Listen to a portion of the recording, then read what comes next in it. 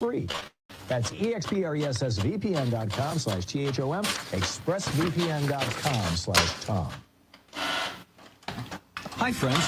Hi, this is Patty Vasquez, host of Driving It Home, right here on WCPT. Now that we have an extra hour together, we have more time to cover the important stories of the day, and I always look forward to hearing from you. Let's talk about what's happening to our democracy and what we can do to help each other. I'm so grateful for your support, as well as our sponsors, Kids Above All, European U.S. Car Service, and the Monaco Brewing Company. Patty Vasquez, weeknights 5 to 7 on WCPT 820. I taught for 20 years, until I started forgetting my lectures. Eventually, he had to quit. Getting his early Alzheimer's diagnosis was hard, but it gave us time to take control of the situation together. I can't imagine going through this without him. If you or your family are noticing changes, it could be Alzheimer's. Talk about seeing a doctor together. For more information, visit alz.org/time to talk. A message from the Alzheimer's Association and the Ad Council. This is AP News. I'm Rita Foley. Ukraine's President Zelensky has been paying a surprise visit to the Netherlands, the International Criminal Court in The Hague, which has issued an arrest warrant for Russian President Vladimir Putin for alleged war crimes in Ukraine.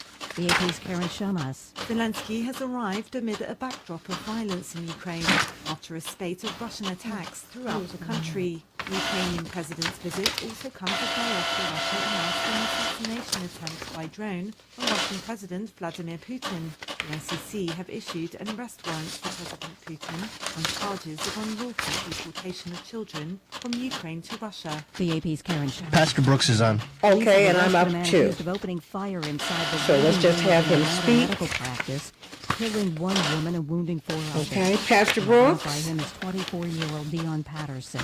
Atlanta Mayor Andre Dickens says people ought to be able to go about their daily lives without fearing that they'll be shot. Okay, I can't hear him. About the rights of our citizens, go about their lives, to be able to go to a doctor's office, to a supermarket, to a gas station. Okay, I'm up. Is Pastor Brooks up? Yes, he's talking. Okay, no, I need you to speak a little louder, Pastor Brooks. I can't hear you. Vice President Kamala Harris meets today with the CEOs of 4 companies Pastor developing Brooks? artificial intelligence. The Biden administration says it wants He can hear you, Miss Jackson. I cannot hear. I can hear him intermittently. That's what we're testing, right? Mortgage rates Pastor have more than Brooks? doubled since 2022. The cost of auto loans is up too. Pastor The Brooks. cost of credit card borrowing. See, he's going in and out. Raising the key That's my interest rate point. again by a quarter point to the highest level in 16 years. So I'm not hearing. I hear him intermittently. Pastor Brooks, please keep speaking. Is Facebook misleading parents? Can you hear him? I can hear him very clear. And the pushback from Can you turn down the radio then? Turn down the feed? Because I can't hear him clearly. How about now, Miss Jackson?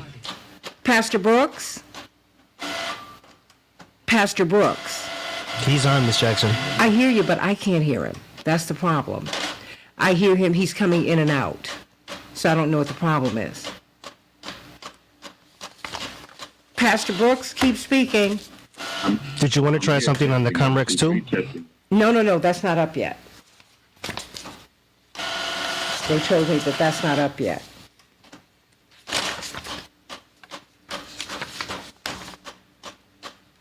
Pastor Brooks? He's on, Miss Jackson. Okay, I'm just saying I'm not hearing him. So what I'm trying to do is let you know that I'm not hearing him yet.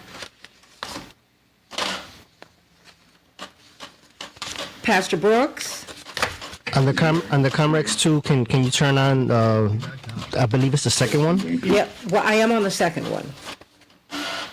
I'm doing exactly what Jim told me to do, which is what I did yesterday. But the first Comrex apparently is not up yet. The first one is not up. I believe the second one, if you hold it for 3 seconds, it should turn on. That's what I've been doing. And you should see something that says left, right, turn on, the 2 lights on the side. Yeah, no, that's the one that's up. I'm not supposed to do the first one. I'm supposed to do the second.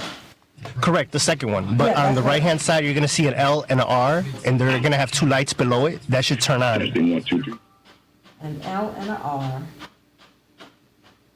which stands for left, right. No, I understand that. I'm not seeing them.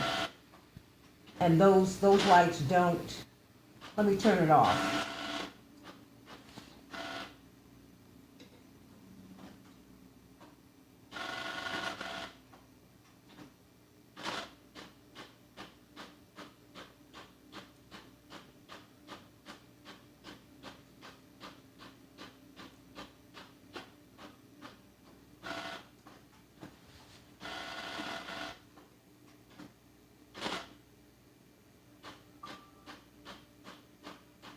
Okay, can you hear me now? I can hear you, Ms. Jackson, yes. Okay, now the L and the R light is they're going on and off.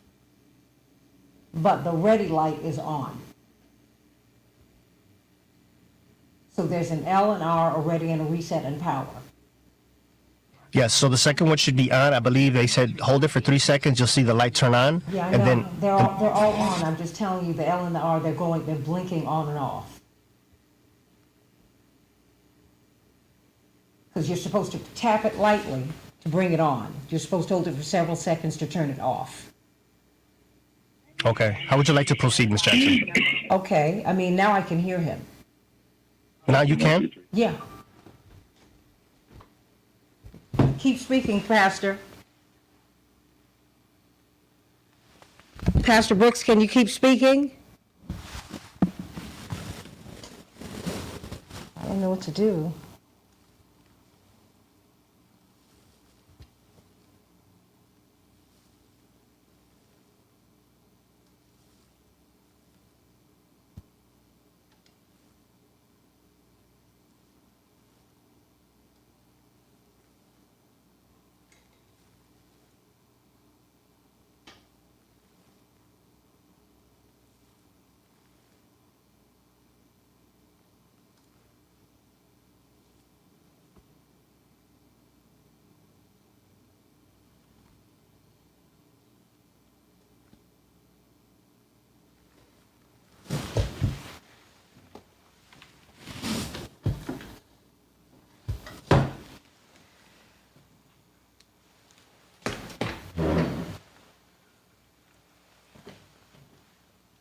Alex, can you hear me?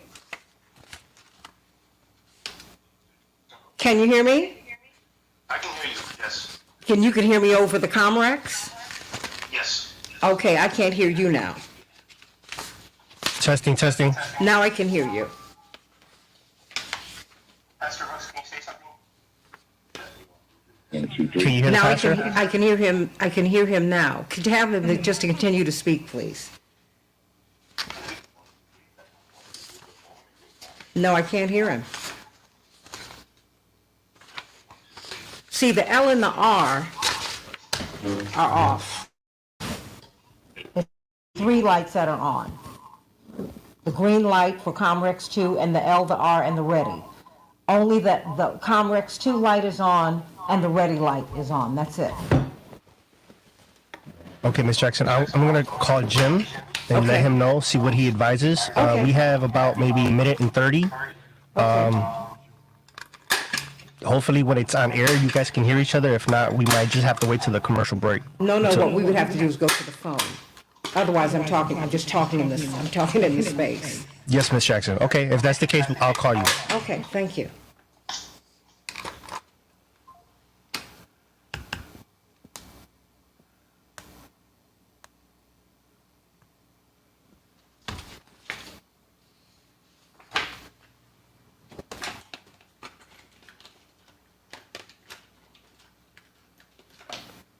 We have 1 minute. Okay, add another minute, please.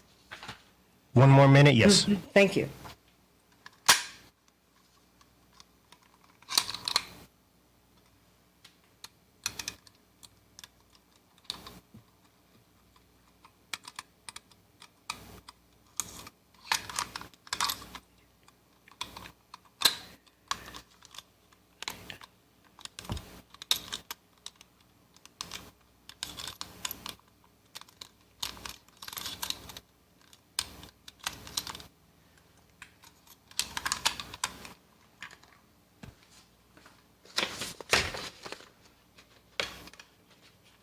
Okay, let's see if I can hear Pastor Brooks now.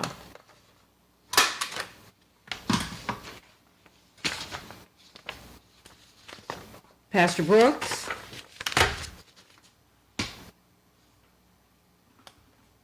Okay, because I can hear no one. We have 1 minute. Okay, now I can hear him now. He's like I said, he's going in and out. And that might be something with the Comrex. Again, I just reached out to Jim. Now I can hear him now. Can he hear me? Can you hear me now? Pastor Brooks, can you hear me? Problem is he can't hear me. He can hear you. He's not responding to me.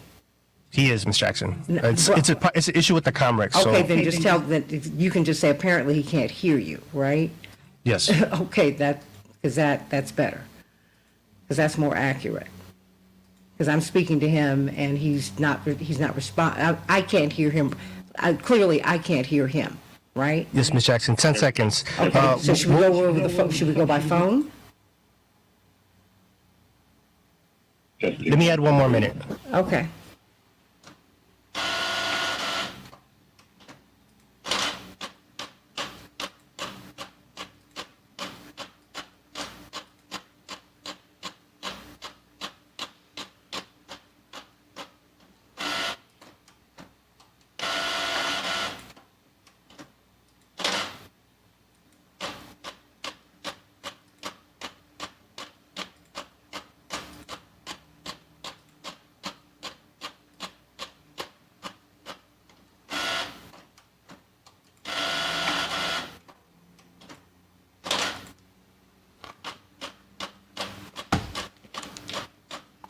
Hello.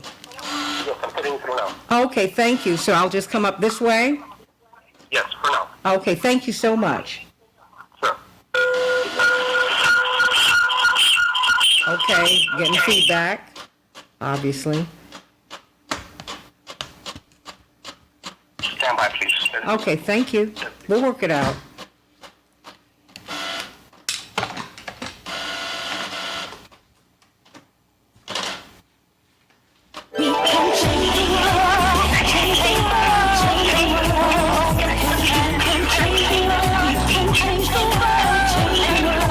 This is the Santita Jackson Show.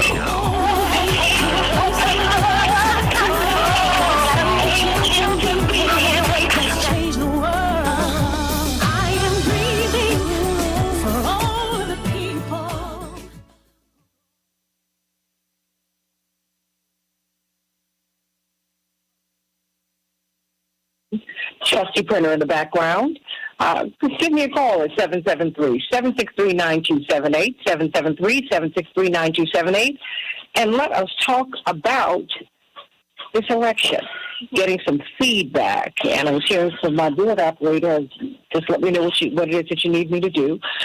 Please call me as we talk about the real issues that you want to hear about in the 2024 election cycle, particularly at the presidential level. But remember, we've got elections at every level, from the local straight up to the federal. We need to participate in them all. So I want to know, what are the issues facing you? We can't let corporate media shape the narrative for this campaign. We can't let them do that. And they very well could, as they tried to do in Chicago. But as you can see, that did not work. People voted on more than crime. They voted on education. They voted on health care. They voted on jobs. They voted on affordability in the city. And I suspect that that's going to happen in the United States, throughout the country, from coast to coast as well. And so I want to hear what you think the president should be doing. The presidential candidates, what should they be speaking to? The Senate candidates, the people running for the House of Representatives, your county officials, your local and state officials. What do you want to hear about? Call me at 773-763-9278. And then, of course, we're going to get some good news from Pastor Darius Brooks. And we will be talking to Dr. Max Wolf about inflation. The money is the issue for so many people. 55% of Americans are saying, I cannot keep up. More than half of those who have six-figure incomes are living paycheck to paycheck. There's a lot going on, everybody, so let's talk about it on the Santita Jackson Show. Let's get to some of these headlines. Oh, my goodness, our heart goes out to the people of Atlanta today. They had a shooting. The suspect in the deadly shooting at an Atlanta medical facility was arrested Wednesday night inside a gated complex in Cobb County, which encompasses Atlanta, about 11 miles from the scene. One person was killed. 4 others were injured, 3 critically, after a man, a veteran, became agitated during a visit to Northside Medical Midtown and opened fire. Apparently, he had been dissatisfied with treatment that he'd gotten at the Veterans Administration Hospital. So tragic. 24-year-old former Coast Guardsman, and who was, they helped to bring him into custody with his mother's help. He was discharged from active duty in January of this year, and he had minimal contact with the police department before shooting. The victim who died was identified as a CDC employee, according to CNN. The Federal Reserve announced its 10th straight interest hike on Wednesday as it aggressively attempts to lower inflation. The Fed raised its benchmark rate by another 1/4 point and hinted a pause would come as soon as next month, everybody. Russia overnight unleashed its most intense attacks on Ukraine in more than a year, according to Kiev's military chief. Over the past several days, missiles and drones have hit the region, killing 22 people on Wednesday alone in the southern city of Kherson and its surrounding villages. The barrage came after Moscow accused Ukraine and now the United States of attempting to assassinate Russian President Vladimir Putin in a drone strike at the Kremlin overnight on Wednesday. And those are just some of the headlines. Oh, electric vehicles, everybody, and electricity is about to rule the day in New York. They are not going to be able to cook with gas or drive cars with gas. Wow, and that's happening all over the country, everybody. And let's talk about it on the Santita Jackson Show. I'm hearing both sides here, so do I go right here? Is that where I should be, Alex? Just let me know. Just come in my ear. Okay, everybody. Can you hear it? Okay, I can hear. Should I be on the microphone, or what should I do?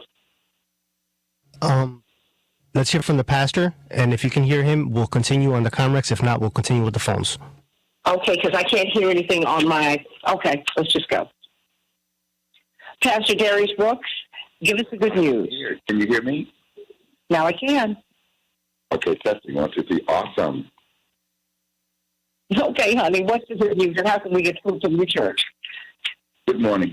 Grace Central Church, 10216 South Kitchener Street, Westchester. If you know anybody that needs food, for real, this is the place to be. Grace Central Church, 10216 South Kitchener Street, Westchester, Illinois. Seniors, you can come at 12 noon till 2, and we could feed the seniors on Wednesday. Tuesdays is for the general public, the 8 different townships, and then Wednesday is for the seniors. Santita, good word for today.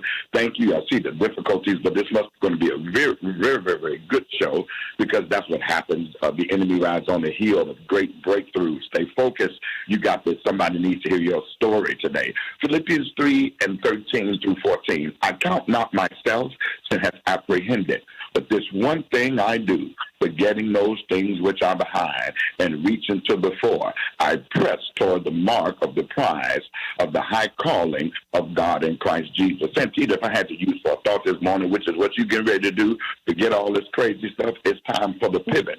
Put your feet at that mark place. We're going to make this thing do what it do this morning without a shadow of doubt. One thing I have never done was make excuses. I've learned to turn lemons into lemonade. Can you imagine being the inventor of your own excuses? I don't remember where I remember this from, Santita, but here it is. All of our life's challenges and even our own mistakes. I don't use mistakes, Santita. I use mistake. Mistake make you feel like you're bad, you can't fix it. A mistake says I can go back and do that thing again. Have hidden powers to help you and me, but they fail in their mission of helping you and me when we blame our personal opportunities, things to choose better, on other people. We have to do this one thing, and that is forgetting those things which are behind. Those things which are behind us, those things that try to stop us from producing our best life, and pivot.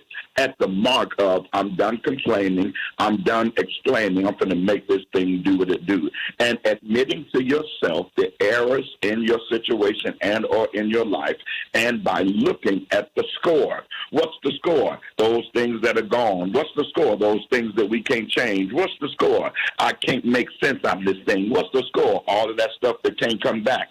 And what you have now, the present, which are present promises. I'm going to make this thing work in my personal life, and then I'm going to get with those that's going to make me stronger and get that outside stuff strong, which is an incredible opportunity once there's to move and change anything, interfering with today's opportunity to align, assign, and design God's promises for our lives. This is only moves that we can make that makes us more wiser. As I close, Santita, some people just do the thing, and I'm one of those kind. Will you be one of the ones with me that just take this thing and turn it around? Would you, along with me, embrace the fact that we haven't done everything right and things sometimes will happen? Can we understand the fact that we don't cross our T's and dot our I's, and life sometimes can throw some curveballs? But because one thing we're going to do, it's time to pivot. We're going to forget those things which are behind and press toward the mark of the prize of the high calling of God in Christ Jesus. Let's not be like others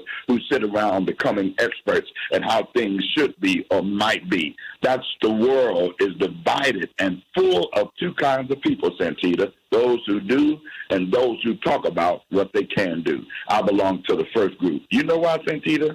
It's less competition there. Girl, make this thing do what it do. I love you. I love it. I love you. How can we come and get food from you? Because so many people are struggling, Pastor Brooks. Again, Grace Central Church, 10216 South Kitchener Street. Y'all, it's on the west side, right by Hillside, Maywood, Bellwood. Yep, 10216 South Kitchener Street, Westchester, Illinois. Grace Central Church. Every Tuesday from 5 till 7, Wednesday from noon till 2 for the seniors. And y'all, it's every week. Spread the word, share, take a picture. You could come every week and get between $200 and $300 worth of food every week. I love it. I love it. Pastor Darius Brooks, and where will the Tommies be appearing next? The Tommies will be, actually, we're out of town, Santita, more than we are in town, bless his name. But I believe we'll be at Pastor Lowe's birthday celebration. He's 65, and he's done some incredible work in the music industry. He has not been feeling well, and I love celebrating us who really don't get the honor that we deserve. So we're going to be at his event. I don't have the accurate information in front of me, but you can go to TommysReunion.com and look at our whole itinerary and meet us at all of the concerts we're at. And, of course, they can come to your website. You're going to be, yes? Say that one more time. They can come to your website and find out where you're going to be. Absolutely. DariusBrooks.com. You can go to DariusBrooks.com, TommysReunion.com, Grace Central GraceCentral.net. All of those avenues, you can get all of the information, even the food drive that we're excited about. I'm excited, Santita. I'm so excited about what Grace Central is doing. I have a passion for what we do. I have a passion for this. Amen. Amen. We love you, Pastor Darius Brooks, and happy birthday once again. Thank you so much, and thank you for visiting us Sunday. We had such a time. Everybody was like, is that Santita Jackson? Is that Santita Jackson? And I said, is that Pastor Brooks? And First Lady Brooks? And First Lady, Young Lady Brooks? I love you. I love you. We've got to get someone who needs to come to your church and speak. Dr. Shanina Knighton, we are now, and I'm getting feedback. I don't know why.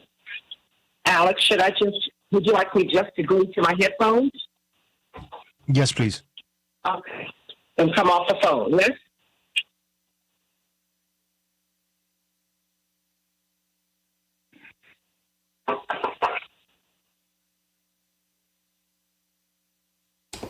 Dr. Knighton, are you there? Dr. Knighton, how are you? I'm good. How are you? Good. You know what? I just heard something very disturbing this morning about a school in Detroit that they've had to close because a child who displayed flu symptoms died. And so they're cleaning the school for intense cleaning, but now they're asking all parents to be hyper vigilant about their children and the flu, just hyper vigilant about a lot of things that we would kind of dismiss because, you know, when kids start going to school, you know, they just come back with all kinds of colds and everything. But it seems to me that infection prevention is something that we have to start very early. We have to start very early to teach our children, and we have to help support the teachers and the staff so they know what to do. Now they've got to do a deep clean at the school, but they don't quite know where this came from. What would you recommend that parents do to protect their children and to protect themselves, to protect their families and the community? Good morning. Well, for one, I can say that I know we talk about, like, let's say COVID a lot, and there is the flu, there is RSV, there are other conditions that exist that we don't talk about as much when it comes to children. So for example, I was telling you about the human metapneumovirus. The human metapneumovirus is actually starting to rise amongst children. And it's concerning because it's almost like this. It's like pneumonia on steroids, except it's a virus, so it's not bacterial. And so when we look at conditions such as that, when we look at flu, the thing is we have to understand that some kids have conditions that may also put them at risk and vulnerable, just such as an older adult. So I always emphasize that when you are sending your child to school, meaning like right now, some kids can still wear masks, or like there is mask optional. It's not to say that that is like always the best solution, but we have to understand that children early on are still learning what it means to, let's say, respect someone else's personal space, which means that they may be in someone's face talking loud. There may be like the exchange of droplets. And yes, while some germs are good germs, and it's good for them to be able to have those germs to be able to build up an immune system, in the current climate that we're in, we have to recognize when does someone look really sick? When is someone, you know, not looking too well? And we have to know that the school has always been an incubator for germs. So anytime my kid has come home with pink eye, anytime my kid has come home with, let's say, strep throat, anytime someone has come home with some sort of condition, there's always been hand, foot, and mouth disease. There's been some alert from the school that goes out, and naturally as a parent, you roll in your eyes like, why does somebody send their kid to school sick like that? But it's possible when they're sharing the same environments. If you're looking at young kids, they're sharing the same toys. If you're looking at school age, are they sharing the same books? Are they sharing the same desk? Are they exchanging things? So I always tell people to make sure that your kid is aware of what infection prevention and control looks like, and that you're starting to make sure that you are practicing correct hand hygiene with them at home, and sharing with them how important it is for them to do it at school and in other settings. So what now? I mean, what would you advise? What else would you advise parents to do? I mean, do we need to undergo real training before we begin the school year or throughout the school year? I mean, not just for parents, but for teachers, for people who work in that environment. Because now you've got a school that's closed down, that's undergoing deep cleaning, but you've got a community that's alarmed because they don't know where this came from, and they certainly did not expect flu to kill a child. And that's true, but again, as I mentioned, this is what happens when we relax infection prevention standards. And I've been mentioning this whole time that just because COVID so-called is becoming a norm now, the environmental cleaning that was taking place with rails being wiped down, with doorknobs being wiped down, with, you know, people being screened when coming into the school has fallen to the wayside now because we're only paying attention to one condition. So naturally, I would suggest that parents do take more of a step to understand what infection prevention and control practices are occurring at my kids' school and what remains important. I also wish that people would look at their data and say, because we were doing infection prevention and control practices in general, how many common colds were we able to keep out? How many less sick days did our staff have to take, did our students have to take in order to be well? how many more times less was my kid sick this year compared to last year? I can tell you already that my son's high school has closed down at least 3 times this year because they had lack of staff due to illnesses. And so I continue to tell parents, understand the environment that your kid is going to be in and make sure that you're having those conversations with your kids. Because at the end of the day, stuff is still going on. People now believe that masks, if they have a go out in public, just so that way they can socialize and be around others, and it's not acceptable. So I do suggest understand and know what environment your kid is in. You know what? And attend these PTA meetings, attend these school board meetings, and demand that an infection preventionist be brought in and be made part of the system. We're asking for nurses, and that is important. She is a registered nurse. Dr. Shanina Knighton is a registered nurse, but in addition to that, she is an infection preventionist. That is a whole concentration. We need to make them, we need to put them in the mix. Because no one, no child, no one should die of the flu. And our whole community should not be scared. Thank you so much, Dr. Shanina Knighton, everybody. Hey, Dr. Nina, I want you to call me at 773-763-9278. Let's talk about the issues, the real issues that you want to have discussed during this campaign. Don't let the media shape the narrative for you. You shape the narrative. You run this show. Back with more of the Santita Jackson Show in just a few minutes.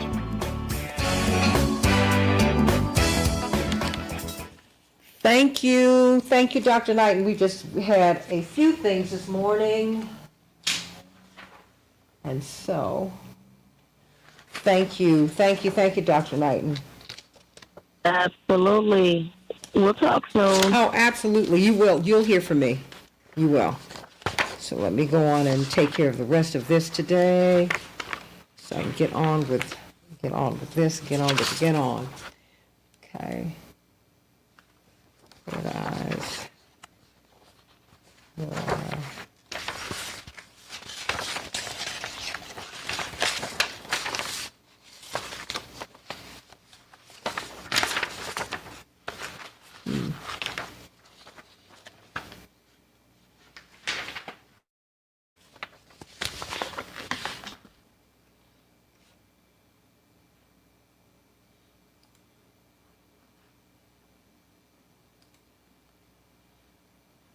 Okay, and I will send you Aaron's number.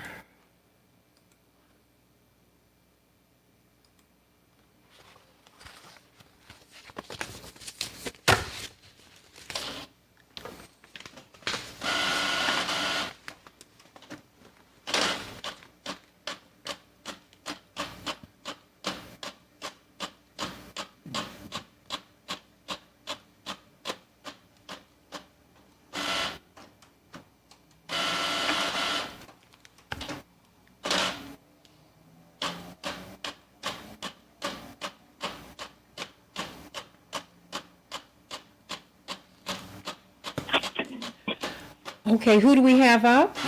Britt Bender is on. Okay, Britt, how are you?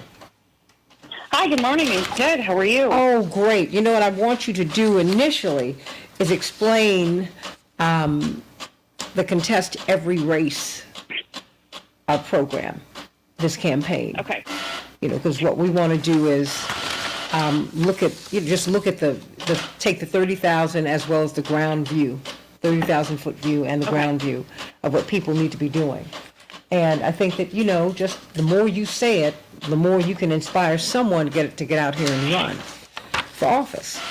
I mean, you're going to put something on someone's mind today, but you have to do it so you have to do it all the time. I guess it's like saying your ABCs. Sometimes you have to say A, B, C, D, E, F, G, just to remember what the ABCs were. Absolutely. You know, but I'm so glad to be working with you. And we have not forgotten about you this week. My mother just put my father on a bit of a lockdown this week because he was running so fiercely that, you know, I think he thinks he's going to outrun Parkinson's. And what we've been trying to help him to do is to control it so it doesn't control him. He's not been a good listener. But We're doing the best that we can. Well, that's all right. I totally understand. Y'all have to put your own needs first, of course. Well, you know what? Family comes first. Reverend Wilson is on. I'll continue to call the rest of the callers as soon as we're live. I appreciate it. Thank you so much. He just keeps on going, which is important. Everyone, I want everyone. I need you to extend your remarks a bit, Brett. But Reverend Attorney Wilson, how you doing? Good morning. How are you? Good. Keep your remarks within 2 minutes, please. Within 2 minutes. I want to get as many people on as I can. Okay. Thanks so much, everybody. Let's get on in. Stand by, please. So look at your watches.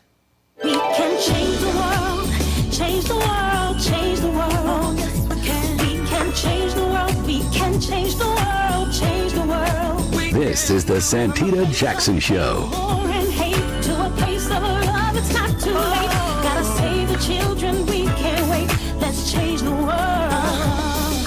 Hey everybody, welcome to the Santita Jackson Show. WCPT 820, the nation's largest progressive talk radio station, and AM 950 Radio, the voice of progressive Minnesota. I want to hear from you. I want to hear what you think the big issues are for 2024. In Chicago, during this mayoral race, we saw the corporate media really shape the narrative of the campaign, but then you saw the people vote another way. That can happen nationally as well. That can also happen locally from every locality from coast to coast. It can happen countywide. It can happen statewide. It can happen everywhere. You can, the tail shouldn't wag the dog should wag the tail. So let's take charge. What are the issues that you are dealing with? Is it Joe Biden's age? Or is it how we care for those who are aged? Is it Joe Biden's health or is it your health?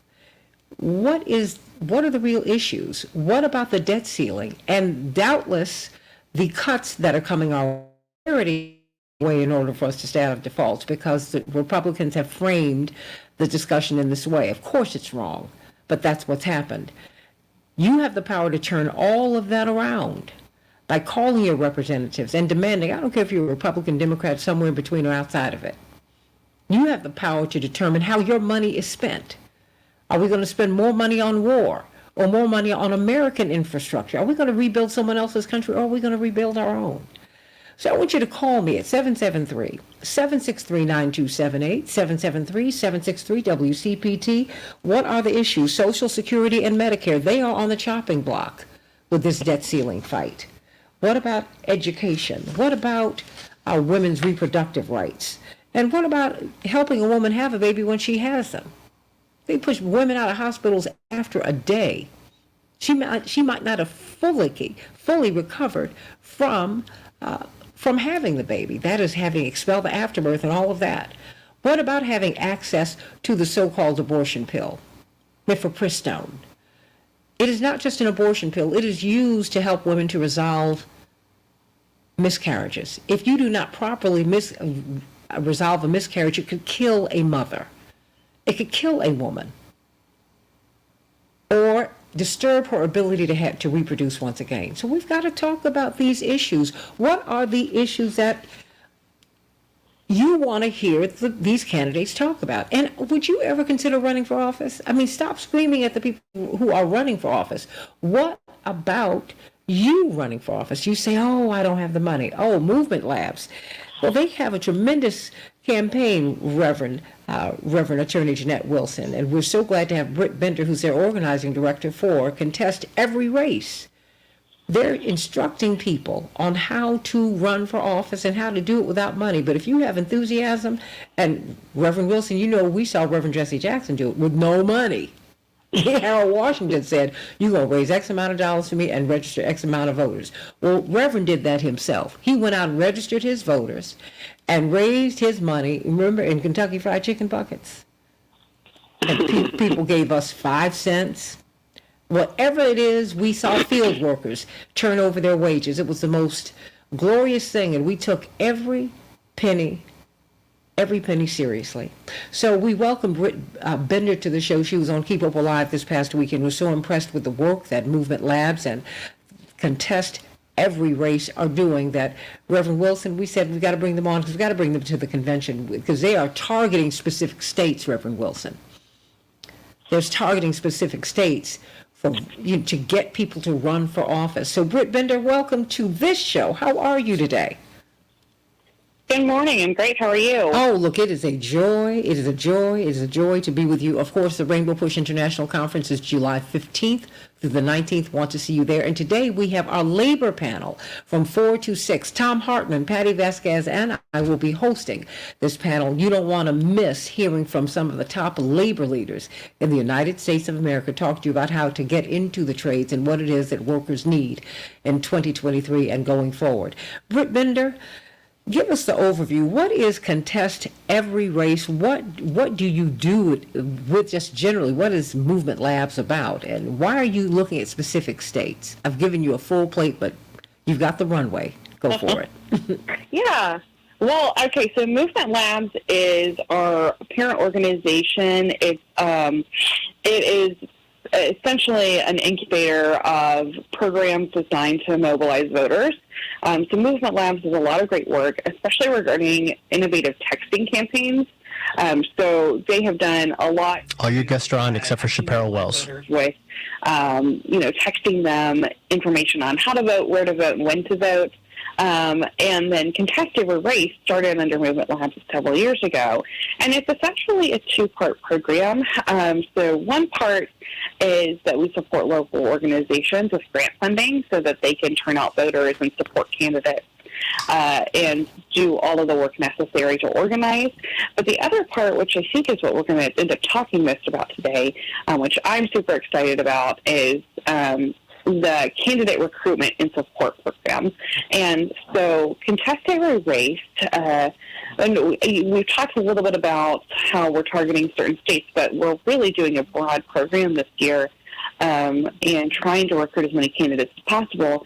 Contest Every Race was formed several years ago out of a need and a desire to recruit more Democrats to run for office against uncontested Republican candidates.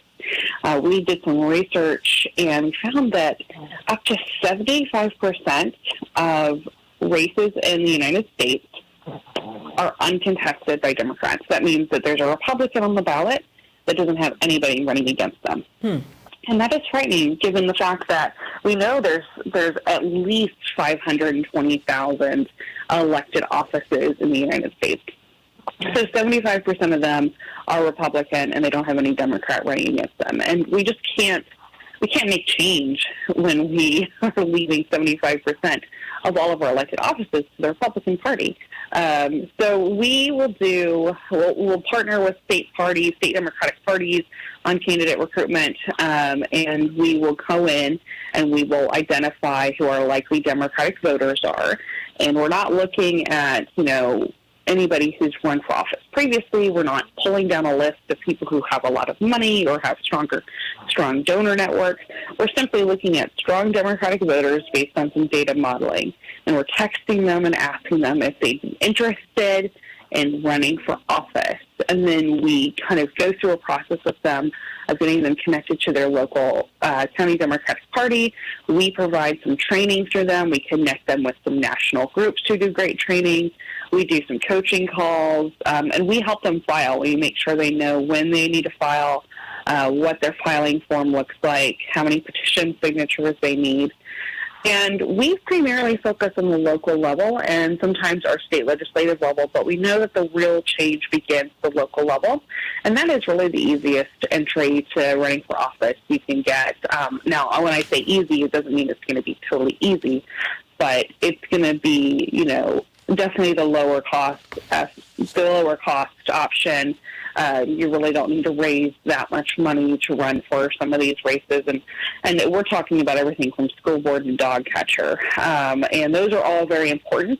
I actually believe that our local elections are the most important elections that we can vote in, because that's going to be the immediate effect on your life. And we need more people. We need more Democrats in these positions of local authority. We need to make sure that, we're not letting our communities just be overtaken by some dangerous ideologies. So we do a lot. We're in the throes of it right now. There are a lot of elections in 2023, and we're gearing up for 2024, which will be a big year. And we know that when we also recruit Democrats at the local level and at the state legislative level, that we're also supporting our our candidates at the top of the ticket. So when we're talking about statewide elections, U.S. Senate, U.S. House of Representatives, President, we know that the work that we do is going to be positively impactful on that. When we can turn out more Democrats for local candidates, we can turn them out for all of those other elections that are so important to us, especially in 2024. Aaron Connolly, that, and everyone, I'd like for you to keep your remarks to about 2 minutes so we can get everybody in. Aaron Connolly, really, when we look at what happened with this election here in Chicago, and you were a very, very, very active organizer in it down to the ward level, it seems that when you get candidates who come from the community, then the community gets heard on the city council, on the school board, in the state legislature, in the Cook County board, and the county boards all across the country, and in Congress, in both houses, and ultimately the presidency. These candidates need to come from the ground up. And then, we can have a real discussion about capping insulin at $35. We can have a real discussion about education and what it is that we want our children to have. I mean, talk to me. I mean, because otherwise the corporations, through media and other media-sponsored outlets, they control the conversation, Aaron. Well, thank you, Santita, and good morning, everyone. As usual, you're right, and we're having conversations on your show that are so important to the next phase of not only this election cycle, but the policies that are going to, as you said, drive the vision for our future. And when we talk about, the next generation, we look at their vote and the impact that has. And I know everyone on this call is really committed and has been in the field doing that work for years to make sure that every voter has the opportunity to engage in the process in the easiest and best way possible, right? And that includes things like automatic voter registration for new folks that are joining the adult population of the United States, and other avenues to make that easier, to make it easier for Gen Z to sign up, to participate, to take that paperwork burden off of their plate, and really be able to take it to the next level, like all of the folks on this call are talking about, right? To be able to run for office, to start thinking about that, right, is a really, really big deal, and we need to be building that bench. And the first step is participating in the civic process in this country by voting, by learning about your elections, by being civically educated and understanding how important it is. And when we look at Gen Z, whether that's folks that are volunteering on campaigns for the first time, or the flood of voters that we saw in the Chicago municipal elections, for example, Gen Z is a force to be reckoned with, and younger millennial voters as well are showing up more and more, and that is going to be a force in 2024 that we have to cultivate and build upon. And we already see Republicans calling for things like a increase in the voting age to 21 because of the fear of this participation and what that could mean in the future. Well, let me just go down. Let's go down this panel. What are the real issues? Well, I mean, what are the big issues, Attorney Darrell Jones, that you think are facing the American public? In Chicago, we saw the corporate media really try to shape the campaign, but voters broke out, and they said, no, we're concerned about more than crime. Education, and how we educate our children, the resources that we put into public education, that's important to us. Affordable housing is important to us, and on and on and on and on. What do you think are the big issues for 2024? Well, good morning, Santita, and again, thank you for having me with this great panel. when we talk about the issues that are going to be important for 2024, the one thing that always is a big issue is your pocket and your pocketbook and the economics. And do you have a sustainable job? Do you have to work multiple jobs in order to make ends meet? Because we see all the inflation that's hitting. So are we able, as individuals in the community, to be able to meet our family's needs and our personal needs? That's always issue number one. And then once you start leaving the kitchen table and your immediate family, then you can begin to be concerned about other issues. But issue one is always one of economics. And, I've got to really applaud what the senator is doing with regards to the cost, the contest every race. Because one of the things we tell our Gen Zs and our young millennials that we train is that, it's important to have people from the community to run for office because they understand the issues. They understand what's important to their neighborhood. They know what's happening in their immediate surroundings. And, and as Aaron has pointed out, we know there's a concerted effort right now to try to suppress the vote of young voters. So the young voter issues, when you're dealing with police reform, when you're dealing with the abortion question, which is going to be an incredible question, a huge issue that's going to loom over the voting public this general election, all of that is directly impacted and felt by that Gen Z and the young millennial community. So, when we have organizations that are encouraging the Gen Zs and young millennials to run for office, that's really important. We know that we have the anti-Gen Zs, the anti-young voters that are out there with the attorney Cleta Mitchell types that are out there pushing for the voting age to be increased, pushing for the draft to come back, to try to figure out a way to close polling places on college campuses. All of that in an effort to suppress that young Gen Z vote because they understand the power of it, they understand the changing nature of it, and, when we push that Gen Z and young millennials to get involved in elections and to take on their issues and run for them, that's when you start to see the robust multi-democracy, multicultural democracy that we live for and strive for here in the United States, Santita. Kevin Lampe, as you and Kitty Kurth travel with Kurth Lampe worldwide, and as you have been traveling around the country, what are you hearing from the people, not from the press, but from the people? What do they want addressed? They want their voices heard.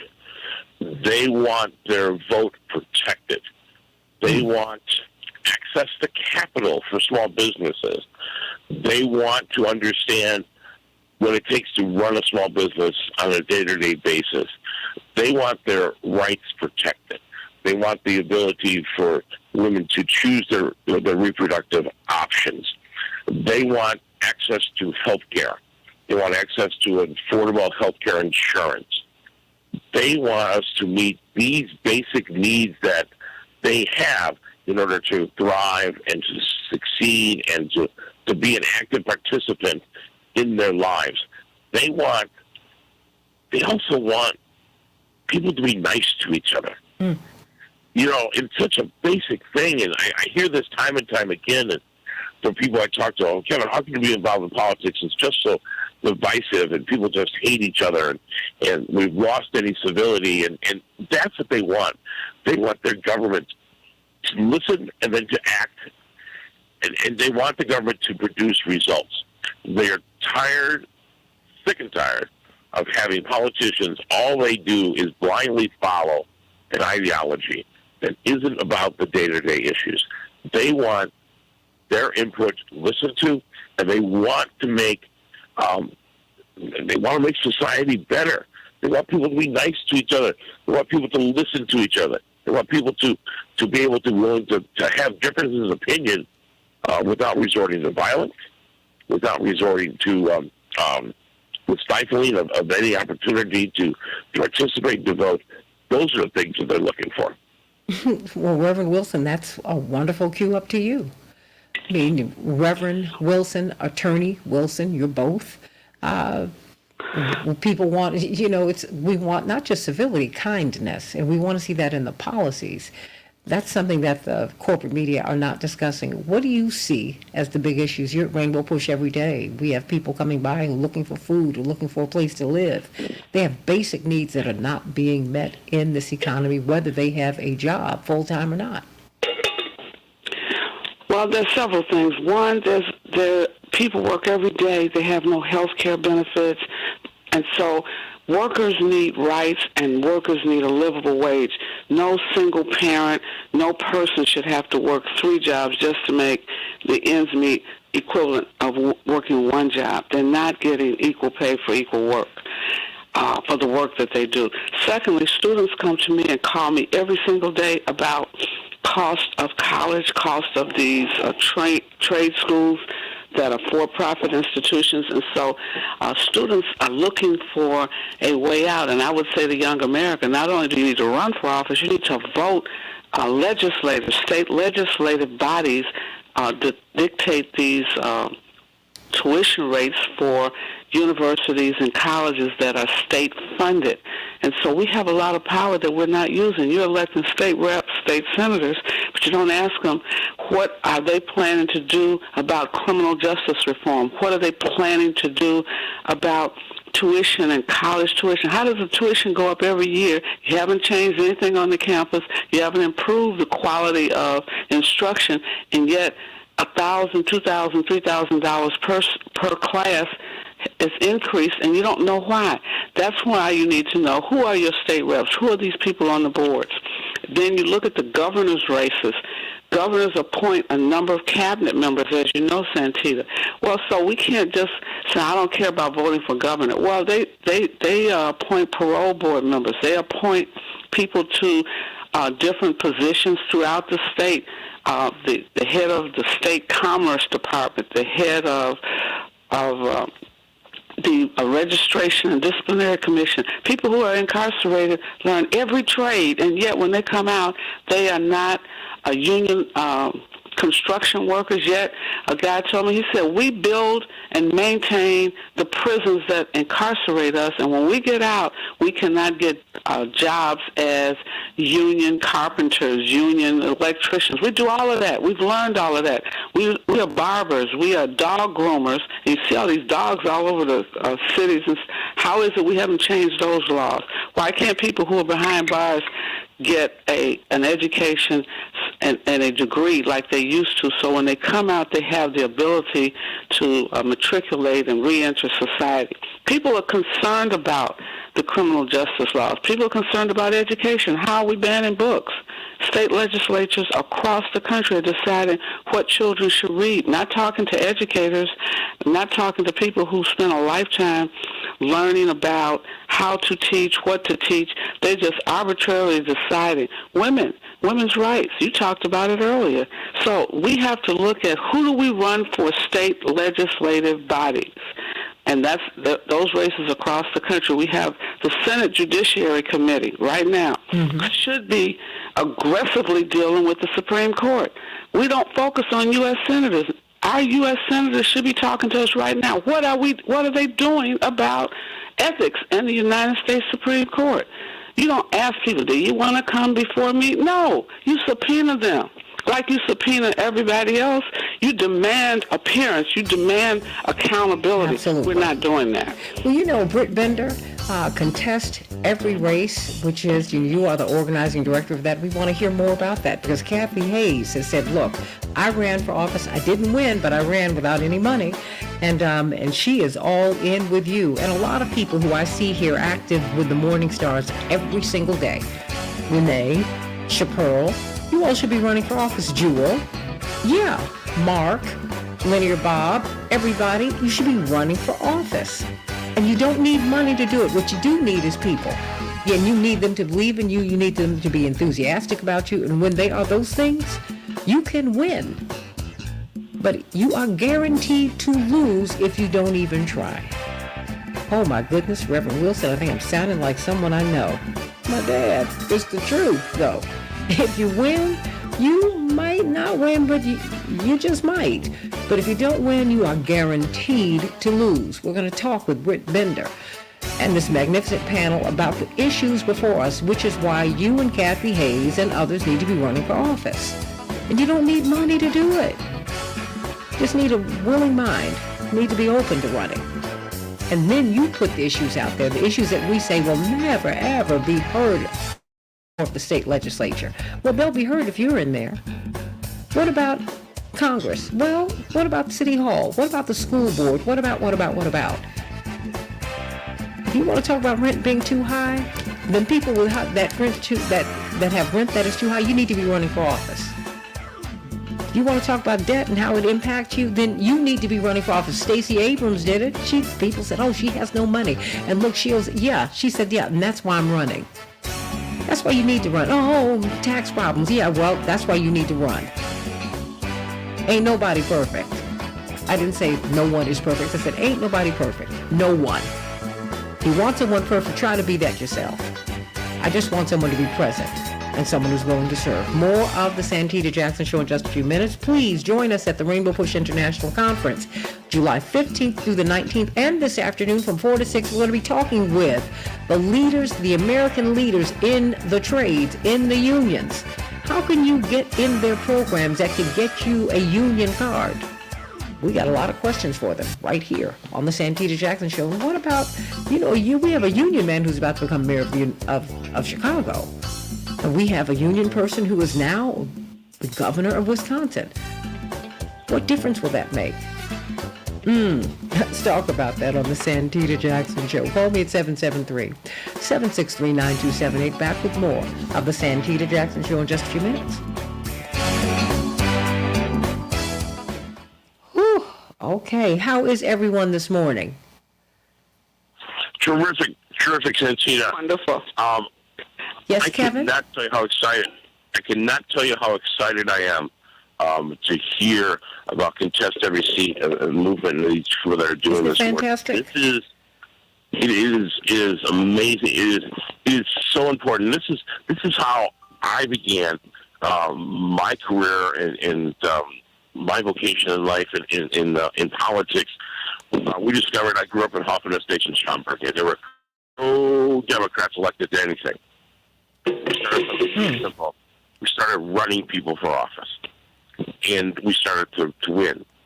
And I never thought I would see in my lifetime a congressperson that they're underneath their name would say D. Hoffman Estates, or even see a state rep or a state senator that said D. Schaumburg in it. And now we have it, and the northwest suburbs have become a stronghold for Democrats and for raising a voice for the people that don't have a voice. And this is, it's so simple. It's and I want to be connected with my new friends here with work they're doing, because I love training people. I will do that. Britt Bender, this is Kevin Lampe. He and his wife are two of the top political operatives in the United States.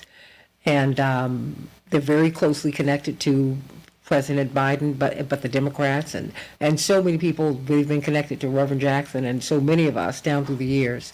And I want to connect the two of you to one another. I want to connect everyone to Britt Bender and Reverend Wilson. We really need to work on having them be a part of our convention, because it's important that we have that people be shown how to run for office. Not only part of the convention, I'd like to do a class and talk to her about running a class leading up to the convention for all these young people who run without the information that they need to win and the organizing ability and structures that they need. I was just talking to a young man yesterday who ran for office, didn't win, didn't even run, place, or show not because he wasn't capable. There's some tools that you need to have that will help you, and so I would like to talk to you about that. I've had a number of young people wanting to run. They need to understand what to do. How do you, what does a field operation really look like today? So I'm excited about it, and I think Chaparral should run for state legislative office. You can't change what you don't lead. And so should Renee. A whole lot of people should be. Well, Chaparral especially, because she's focused on these issues. She's committed to it. She understands them. All she needs to be is in the state legislature. Well, you know, I'm telling you, Or Renee how. Criswell, too, brilliant educator. Yeah, I know Renee. And she's very, very engaged. You have a lot of people who should be doing a whole lot of things, and they need the Well, we're encouragement. going to do a training. Hopefully, we can kick off a training in June because the elections next year, school board elections, we blew past the in Chicago. This old police board group. We didn't even focus on it, and we've got to focus down the ballot bottom up. These judicial races. This should not be a time where we say, "I didn't know who that was. I didn't know that judge. I just skipped past." No, we can't Hold skip on one past second. people that we are going to see. I'm sorry, Alex, she just texted me. She said you just called. Alex, what do you need her to do?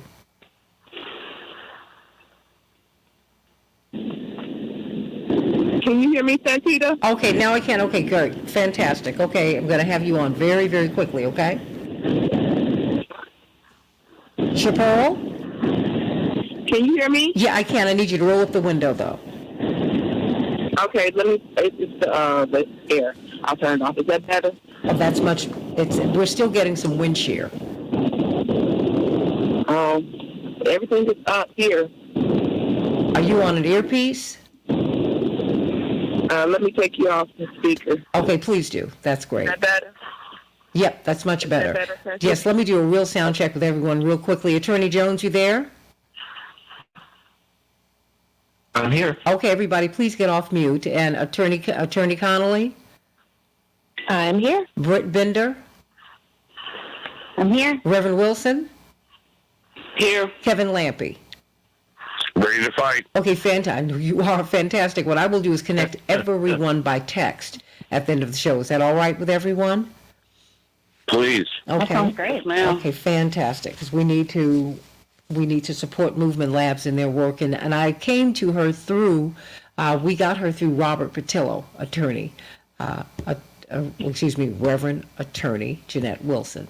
And I think it's important for us to acknowledge that because he has been trying to bring them into our sphere of attention for quite some time, and I'm really appreciative of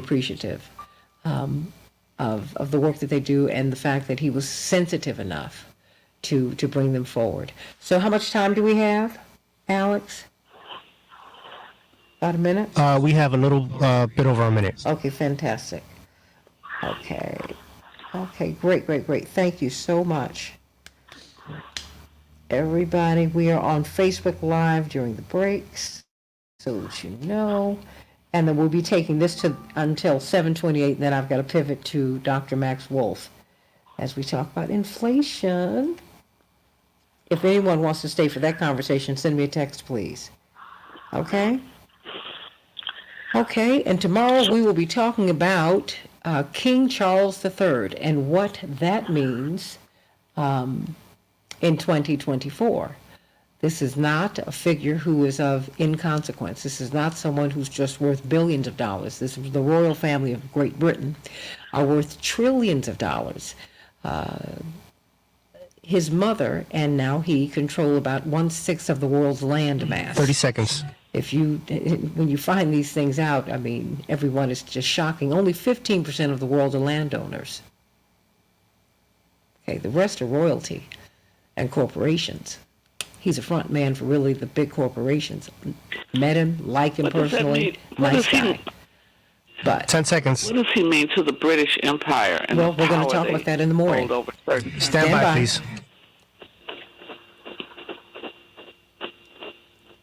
We can change the world, change the world, change the world. Yes, we can. We can change the world, we can change the world, change the world. This is the Santita Jackson Show. War and hate to a place of love, it's not too late. Gotta save the children, we can't wait. Let's change the world. I am breathing. Hey everybody, welcome to the Santita Jackson Show. Can you believe we're deep into May? It's Thursday, May 4th, 2023. I'm Santita Jackson. It's a joy to be with you today. I want to hear your thoughts on what the real issues for 2024 are. And indeed, we're in 2024. A year from now, conceivably, mathematically, we might have a nominee for the Democratic and nominee for the presidency, but we might not. You just don't know. This is a time in which a lot of things are happening. And we don't know who's running for office. It could be you. It should be you. And you don't have to have money to do it. And we have Britt Bender of Movement Labs. Indeed, they have a campaign, Contest Every Race. 70%, shockingly. Thank you, Britt Bender. 70% of these races that Republicans are in are uncontested. Democrats aren't even running. What? That's just shocking to me. Got to talk about that, everybody. Isn't it mind-blowing to you? Call me 773-763-9278, 773-763-WCPT. Let's get down with some of the news. And then, of course, at the bottom of the hour, we will be talking about inflation. That is a big, big issue for people. People don't have enough money. They don't. They do not have enough money. With inflation, yeah, well, your wages have risen, but they haven't risen with the cost of living. It's just something we got to talk about today on the Santita Jackson Show. In Chicago, we'll have a high of 67 degrees. Thank goodness it's sunny already. It's supposed to be sunny all day. Minneapolis, St. Paul, 75 degrees. In the NBA, the Celtics 121, the 76ers 87. The Lakers will be playing the Warriors tonight. Yay! Who are you pulling for, everybody? In the NHL, who's going to get that Stanley Cup trophy? It's so huge, and it's a big, big deal. The Hurricanes 5, the Devils 1. And the Golden Knights will be playing, they'll be playing again tonight, but guess what? The Golden Knights 6, the Oilers 4. The Panthers will be playing the Maple Leafs and the Kraken. Seattle, they lead their series against the Stars 1-0. Fantastic. In Major League Baseball, the Nationals 2, the Cubs 1. They'll be facing off against the Nationals today. Maybe they will avenge that loss.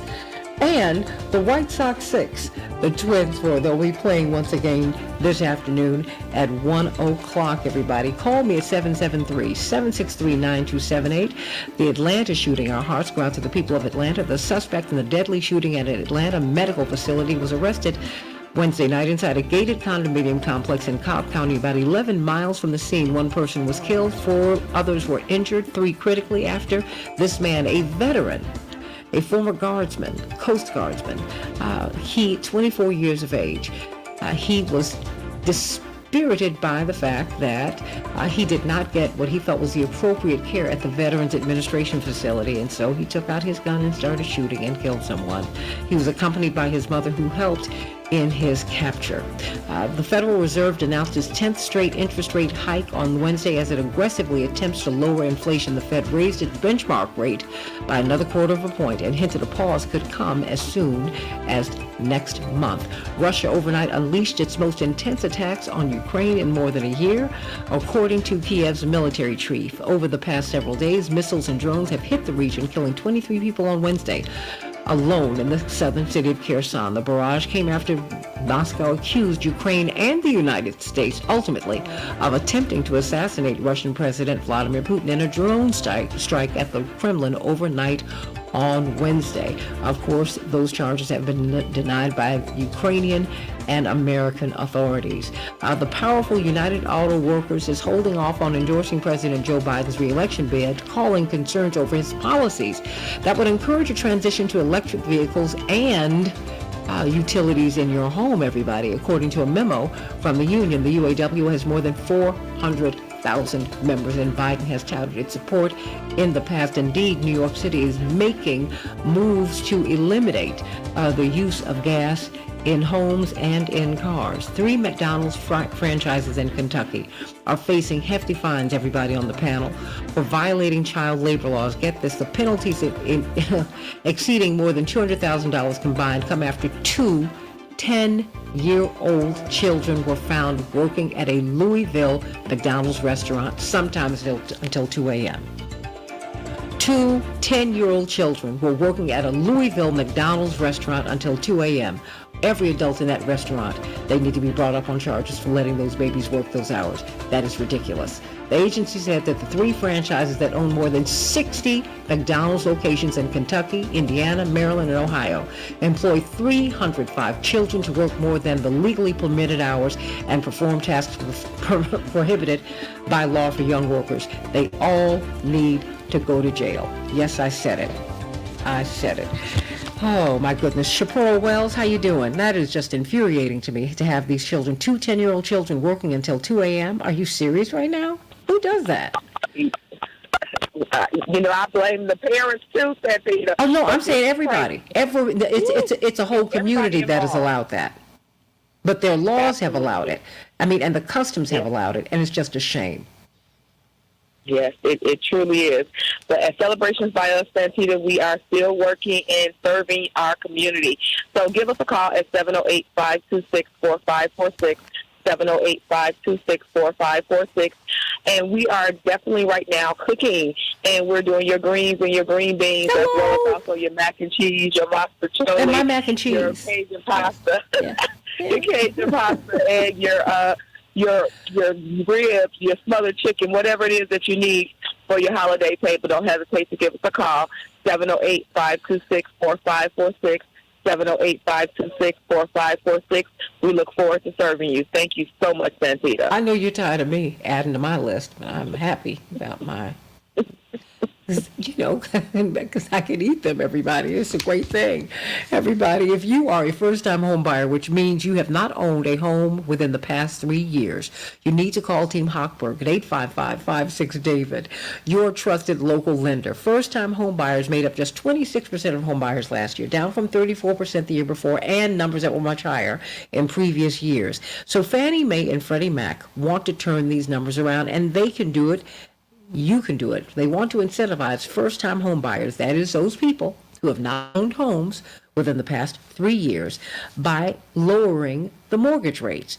And so if you are in Chicago and you have a combined household income below $105,700, the people who are the heads of the household, you might qualify for this program.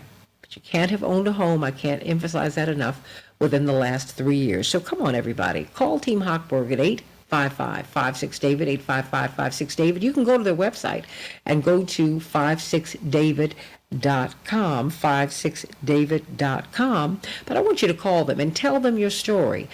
You have an opportunity now to create wealth for yourself, for your children, for your grandchildren. Remember, homeowners beget other homeowners. So come on, everybody, get on top of this, because these rates will not remain this low forever. Yes, even in this climate in which people are struggling economically, you will be able to buy a home. You can. But reach out to Team Hochberg and let them help you out. Everybody, we've been talking with Britt Bender of Movement Labs. She's the organizing director for this Contest Every Race campaign. It is helping you to contest every race. When you came up, and of course we've got Attorney Darrell Jones from the Transformative Justice Coalition, Kevin Lampe, political organizer and political advisor from Kurth Lampe Worldwide. We've got Attorney Aaron Connolly from Covenant Strategies, political organizer, brilliant, and of course Reverend Jeanette Wilson, Esquire, from Rainbow Push. She's the head of Push Excel, and we need to get some voter registration cards in the hands of all of these students. That's the law in Texas, Britt Bender, but they don't enforce the law that where you're supposed to register high school seniors. They just don't enforce it. I wonder why. But talk to me. I mean, it's quite stunning as I talk to you and then spread this around to the rest of the panel. Quite stunning that Democrats don't even bother opposing Republicans. So it looks like there's this red wave, and it's just really not true. Yeah, I mean, a lot of this comes from fear. I mean, you're in a really oftentimes red place, and when I say red, I mean that's a long-held Republican seat. Democrats feel like there's just, no chance for them, and they try to turn their focus on other things. What's the big election that's happening in another state or somewhere else in their state? And that's really a problem. We have to be focusing at our local level. We have to be focused on what's happening down the street from us or in our own backyard. There's always important elections in the country every year, but I always say the most important thing is what's happening on your ballot at any given time. So Democrats are scared. Oftentimes these first-time candidates or people who could be first-time candidates don't want to run because they don't want to risk impacting maybe a business that they own or their personal relationships or their church relationships. They don't think they're going to win. They think it's going to be really expensive. They don't know who's going to be able to support them. They don't know what to do. And these are all really valid fears, and I totally get them. But we have to be brave, and we have to stand up and fight for what matters, and, start putting some Democrats on our ballot. And sometimes these races are not in deeply red areas. Sometimes we just get used to someone being in the ballot for years and years, and we just don't try to challenge them. So it's time to be brave. It's time to decide, am I interested in making a change in my community? Do I think that I can go out and do this? Can I put in a few extra hours a week and try to run for office? And when I say a few, it might be more than a few, but running for office at the local level does not have to be expensive. It can be really inexpensive. You might need to raise a little bit of money, depending on what you want to do. You got to think about kind of what kind of materials you want to hand out, what kind of digital advertising you might want to do. But oftentimes you can run a really inexpensive campaign and keep those costs very low and very manageable. You don't have to go through it alone. A lot of places have county Democratic parties and other local organizations, and then you have really great organizations at the statewide level and at the national level whose job it is to support candidates and do good work. At Contested Race, we provide coaching calls to our candidates. We provide trainings and other resources to our candidates. I want them to ever feel alone in the process and like they don't know what to do. And then it's just about understanding that you might lose your election, but every Democrat we put on a ballot is going to have the chance to turn out more Democrats. Democratic voters, especially young voters who have never voted before or are more apathetic, they're not going to be turned out unless they have someone to vote for, even if that election might not be very likely to be won by a Democrat. When you give people a chance to turn out, you start building those habits for voting. You start building that opportunity to vote for people, and eventually you could flip that seat. Could be that year that you decide to run for the first time. It could be, a decade from then. It doesn't matter. We cannot flip these seats unless we run Democrats, and we can't flip them in the future if we don't start running them now.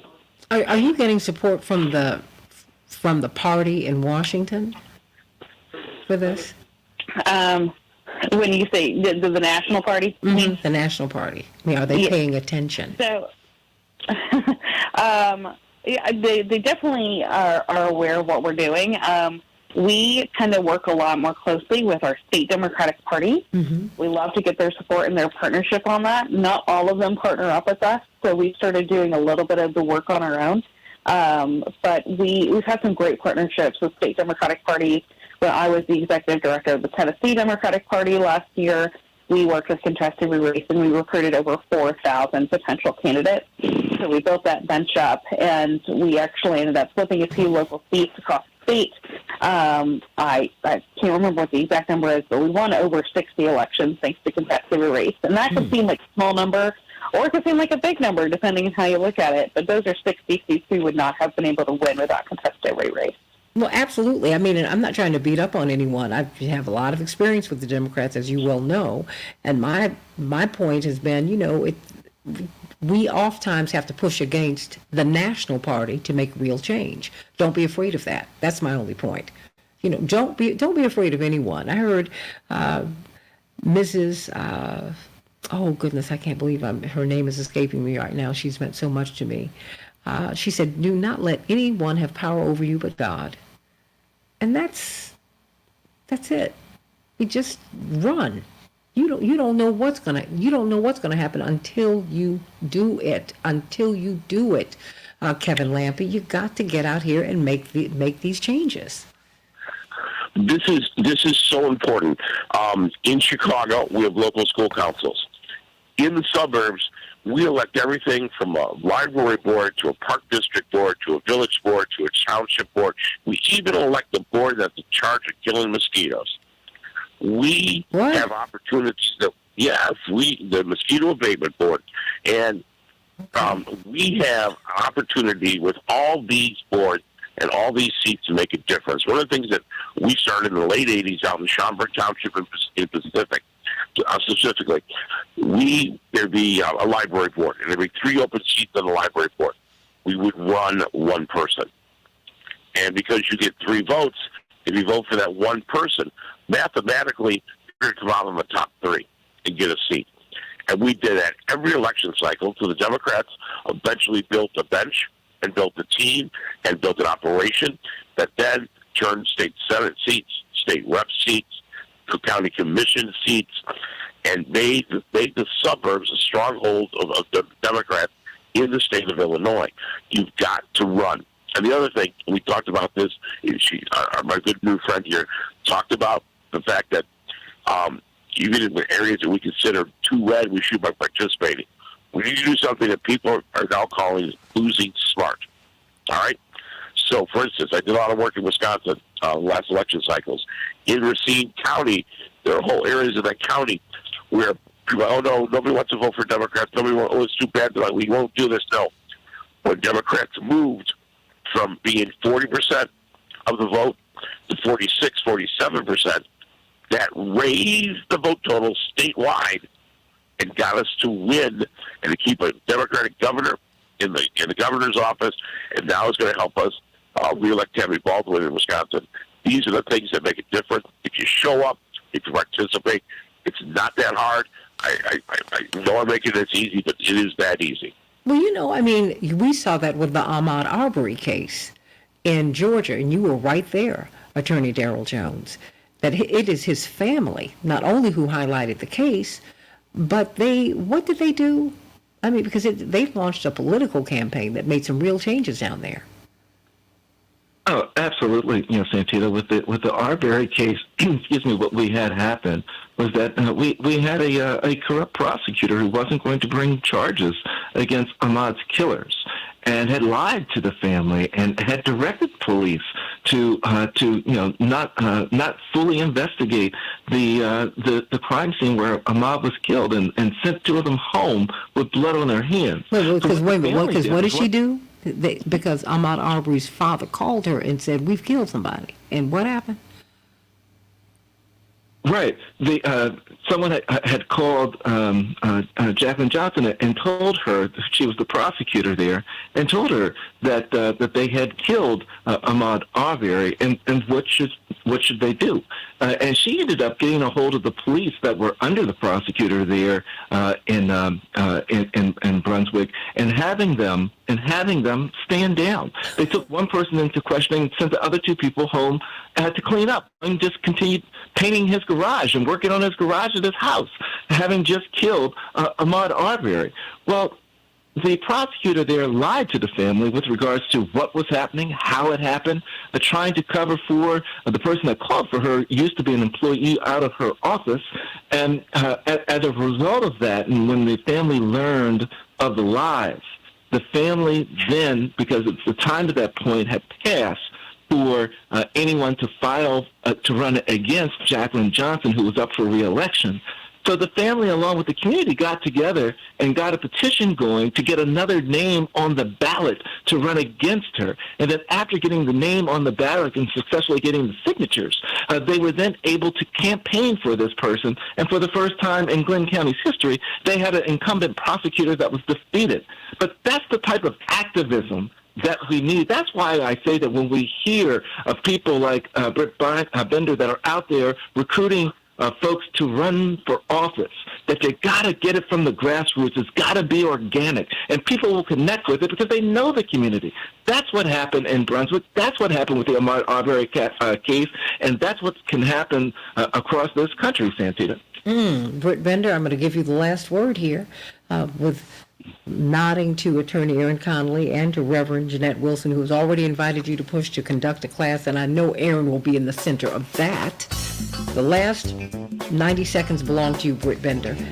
We see what people power can do.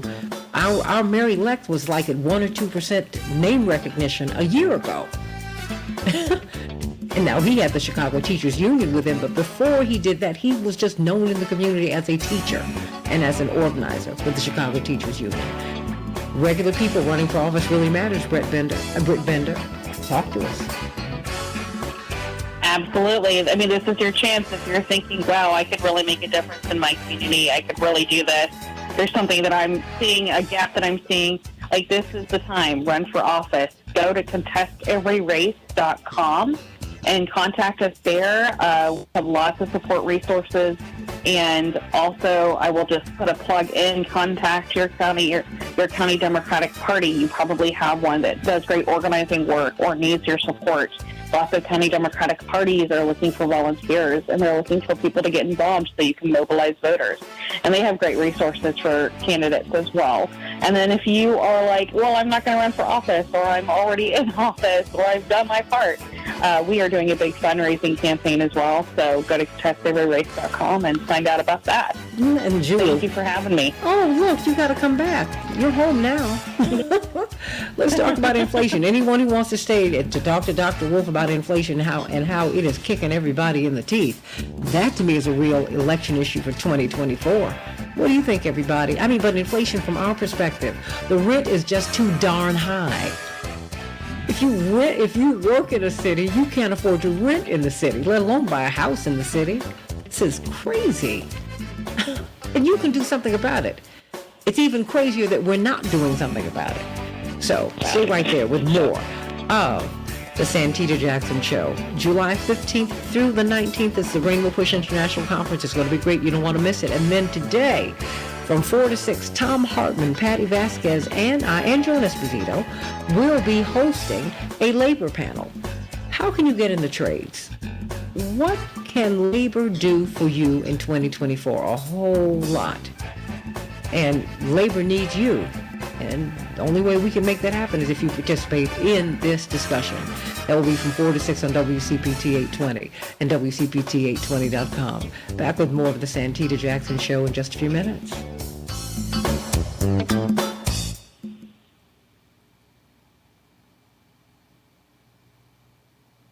Oh, thank you, Larnell. And that really means something, just given the fact that you don't always agree. I appreciate that, because I don't want an echo chamber. We all approach this from a whole lot of different perspectives. We really do. And so let's go on and get involved. Does anyone want to talk with Max Wolf, with Dr. Wolf? Let me know who's staying, if anyone is. Oh, my word. Have a great day, Santita. We'll catch up with you later. I will Thanks, call everybody. you later. Give my sister Kitty my love. I will. Tell Take her to care, my slow friend. down just a little. I know that's hard for her to do. I'll make it a point. You got it. All right, She's not take going to care, listen to me. everybody. Okay. Dr. Wolf is on. Santita, have a great show. I'll be listening to Dr. Max Wolf as he's talking, because he's always great with his analysis. But I got to get my little dog over to daycare. Hello. Are you serious? Oh my goodness. Okay, do that. Okay. Bless your heart. That's precious. That's precious. Britt Bender, was that you? That was me. I'm going to hop off. I'm going to get working on getting some candidates recruited. Okay, well, you go on and do that, and we will be in touch with you a little bit later, because we are looking forward to working with you. Absolutely. I will look forward to hearing from you. Thanks. Have a great morning. God Have bless. a great day. Thank you.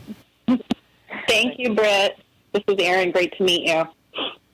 I'm going to connect to everybody. Thank you so much. Oh, sending you so much love. Yes, Thank you for taking that. Please connect me with Miss Britt. I think I recruit my own candidates, so this is a welcome spot, because, as you know, this is a gap for many candidates, especially folks that are first generation or don't come from a long line of millionaires. It's a little overwhelming sometimes. So this is wonderful. Well, it's first generation. Black people have been here for countless generations, and it is a daunting process. And people need to know that it is a process of which they can be a part. You need support. You need. Robert Patillo brought them into my sphere of understanding and really just recognition. Hey, Dr. Wolf, how you doing? Good morning. Thanks for having me. Of course. He brought them forward. He said, because it sounds like what your father did 40 years ago.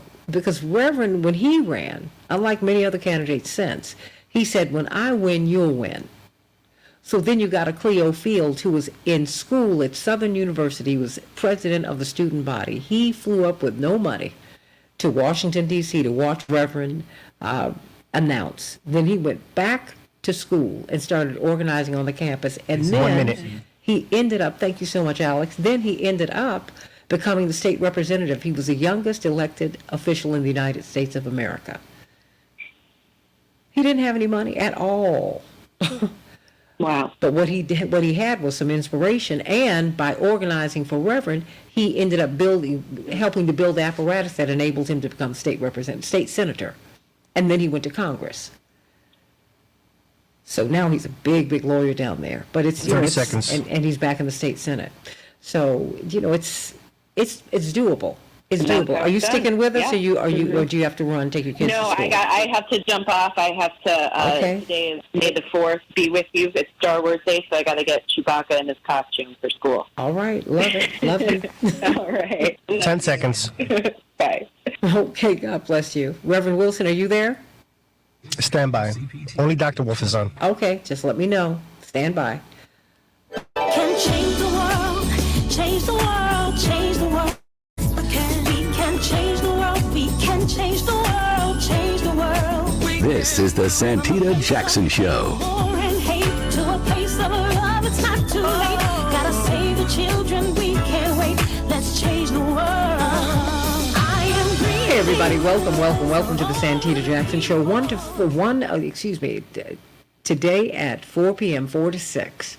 WCPT will have our labor panel. Tom Hartman will be hosting, along with Patty Vasquez and I, as we, and of course Joan Esposito will be part of this as well. It is going to be an incredible panel. You want to know what labor does and what labor should be doing. How you can get your union card. What it is that labor is offering. Many of us don't really understand what the trades, the programs that they have that you could be a part of, that could open your way, lift you to the middle class and beyond.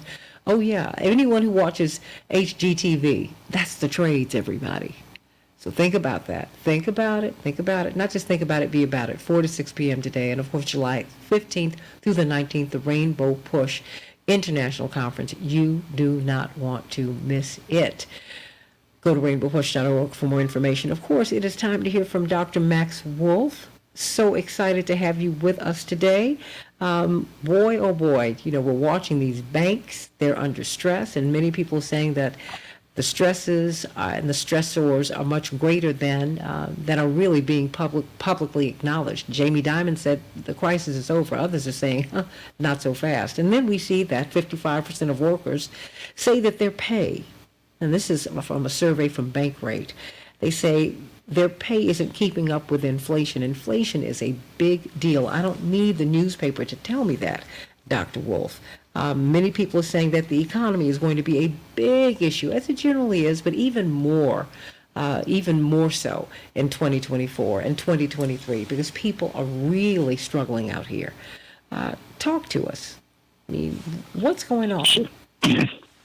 Yeah. So just to bring it up quickly, people's earnings are not keeping up with the price of what they buy.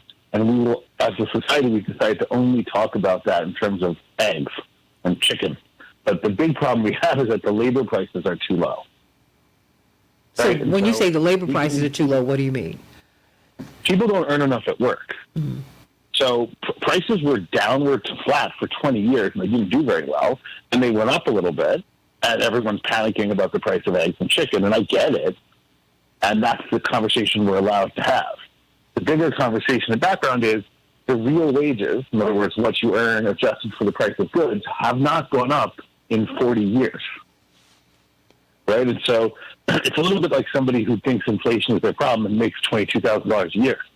If you make $22,000 a year, I mean, unless you relocate to rural Bangladesh, you're going to have a hard time squaring the circle. And yeah, the price of things has moved, and yes, it hurts. It's not fake. It's not an issue. It is an issue. But the reason it's such a big issue is because people aren't earning enough. It's the same with COVID. The reason 1.25 million Americans died because of COVID is because Americans aren't very healthy, a lot of us, and we don't have good access to medical care. Mm-hmm. And COVID. And right? So COVID. Yeah, so COVID's obviously a part of the story, of course, right? Yeah. And just like the rising prices are a part of the story, of course. There's nothing false in any way about it. But they're a smaller part of the story than being the story. And that's the story we're allowed to tell.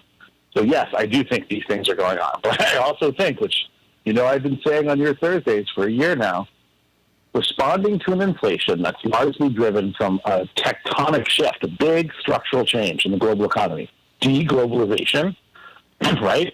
Trade wars, international political instability, the war in Ukraine, the shocks of the return to some semblance of normality, way before we were medically ready, forcing everyone to return to normality. And by the normality, I mean making a lot of money for their employers and not earning enough to live.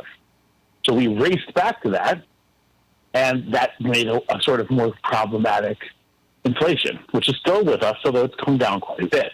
But the public being focused again on inflation was part of calling for a recession to solve that.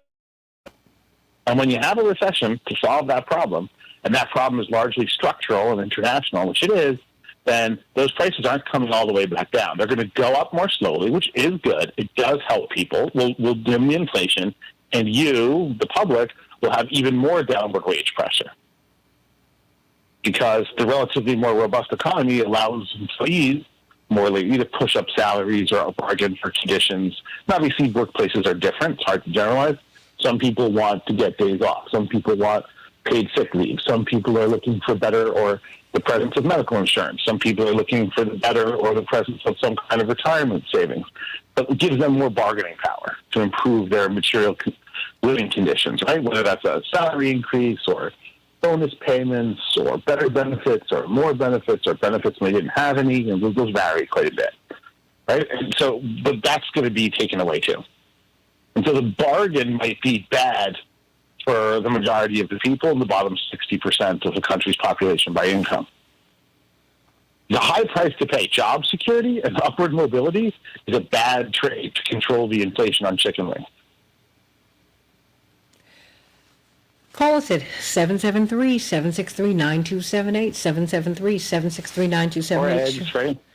Well, or Chapeau. gas or cars. I realize that a lot of things are going up, right? Yeah, I mean, it's just, and they're going up. Everything is relative, because many people who are listening weren't alive 40 years ago, or they certainly, they were not buying things on their own. But now we feel it, right, in 2024. Yeah. But how is it that real wages don't move in 2 generations? I mean, how does that work? And will it kill corporations to pay workers? I mean, to have the sense that Henry Ford had 100 years ago, right? I mean, he paid his line workers enough so that they could buy the cars that they constructed. Something's off here. Yeah. Yeah, well, I mean, real wages not keeping up is a function of a few things, right? It's how much the dollar wages, the cash or nominal wages go up, right? And it's also how much prices go up. Right? So real wages haven't kept up because when we've had higher inflation, like now, we've had wages go up too, but not as much as prices. And then the relatively dominant of the last 30 years, we've had kind of deflation a lot of the time, or flat prices.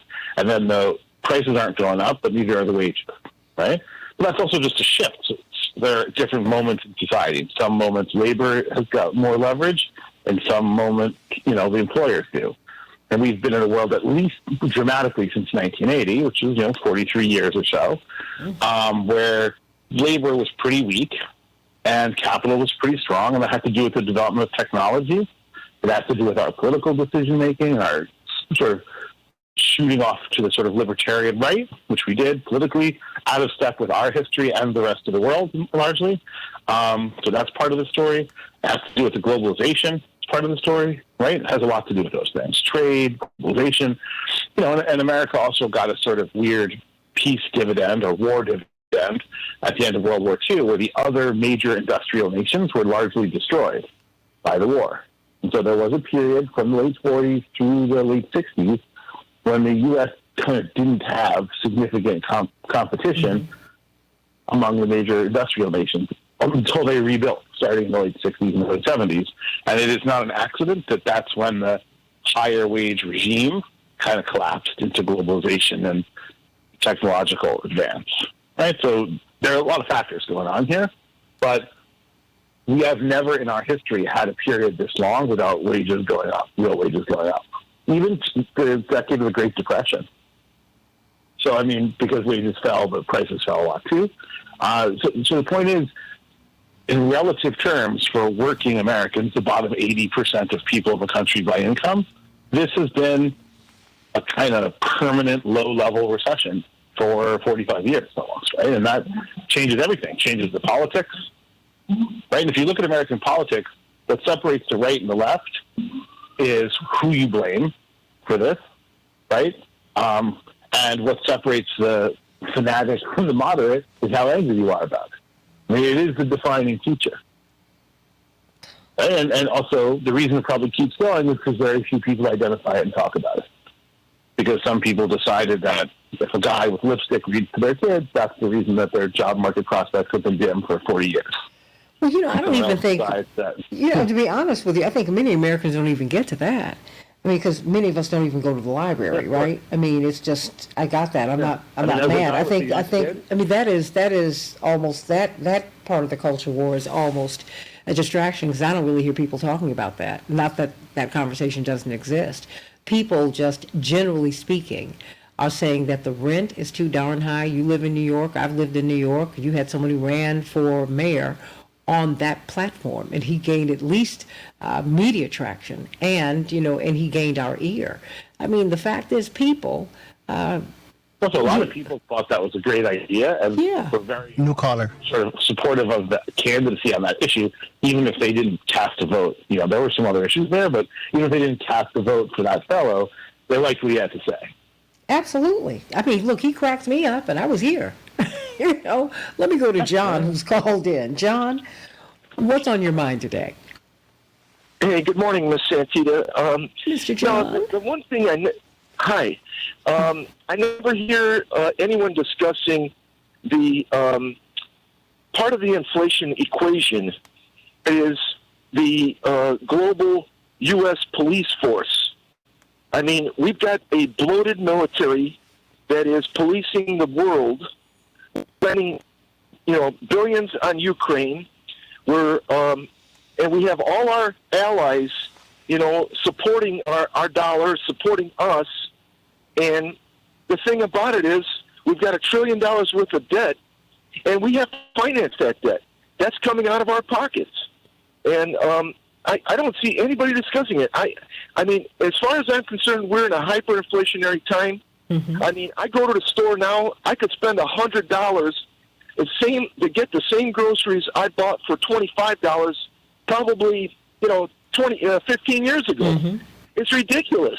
The buying power has gone down, and nobody's addressing that big part of the picture. They all want to talk about all these aspects of inflation, but the reality is, if you're borrowing on a credit card, you're paying more. And that's what we're doing with our economy. And the Democrats, they're just pumping up the military-industrial complex, and what are we getting out of it? We're working harder, and we're bringing home less. That's what it's coming down to. That's all my comment is. No, don't leave just yet. I have a question for you. What do you want to do about it? Because the corporate media don't amplify what you're saying. They have shaped the conversation, right? And I'm saying we have to shape the conversation. We need to hear that, because that would grab my ear in the morning if I heard you, certainly if I heard that perspective. Because earlier this week we talked about the military-industrial complex and how, I'm like, wait a minute, these wars cost us. I mean, and then, look, I don't mind helping you out, but I cannot carry you. It's just like being an adult. My parents aren't supposed to carry me now. They got me to a place where I could take care of myself. I can't continue to write blank checks internationally. Americans can't afford it. We saw COVID is a snitch. We looked up, and our kids didn't even have computers. With these, Jeff Bezos is on track to become a trillionaire. Are you serious? You mean to tell me y'all can't figure out computers for every American child? Really? You cannot make the internet a public utility? Really? Come on, John. Exactly, Santita. I mean, the thing is, it's all tied together. I mean, you talked about rent. For example, what's driving the rent prices up? Property taxes. And why are property taxes high? Because we've we're giving corporations breaks, tiffs to move in, these big box stores, for example, to move in. They get a tax break, but then the tax burden goes on the homeowners.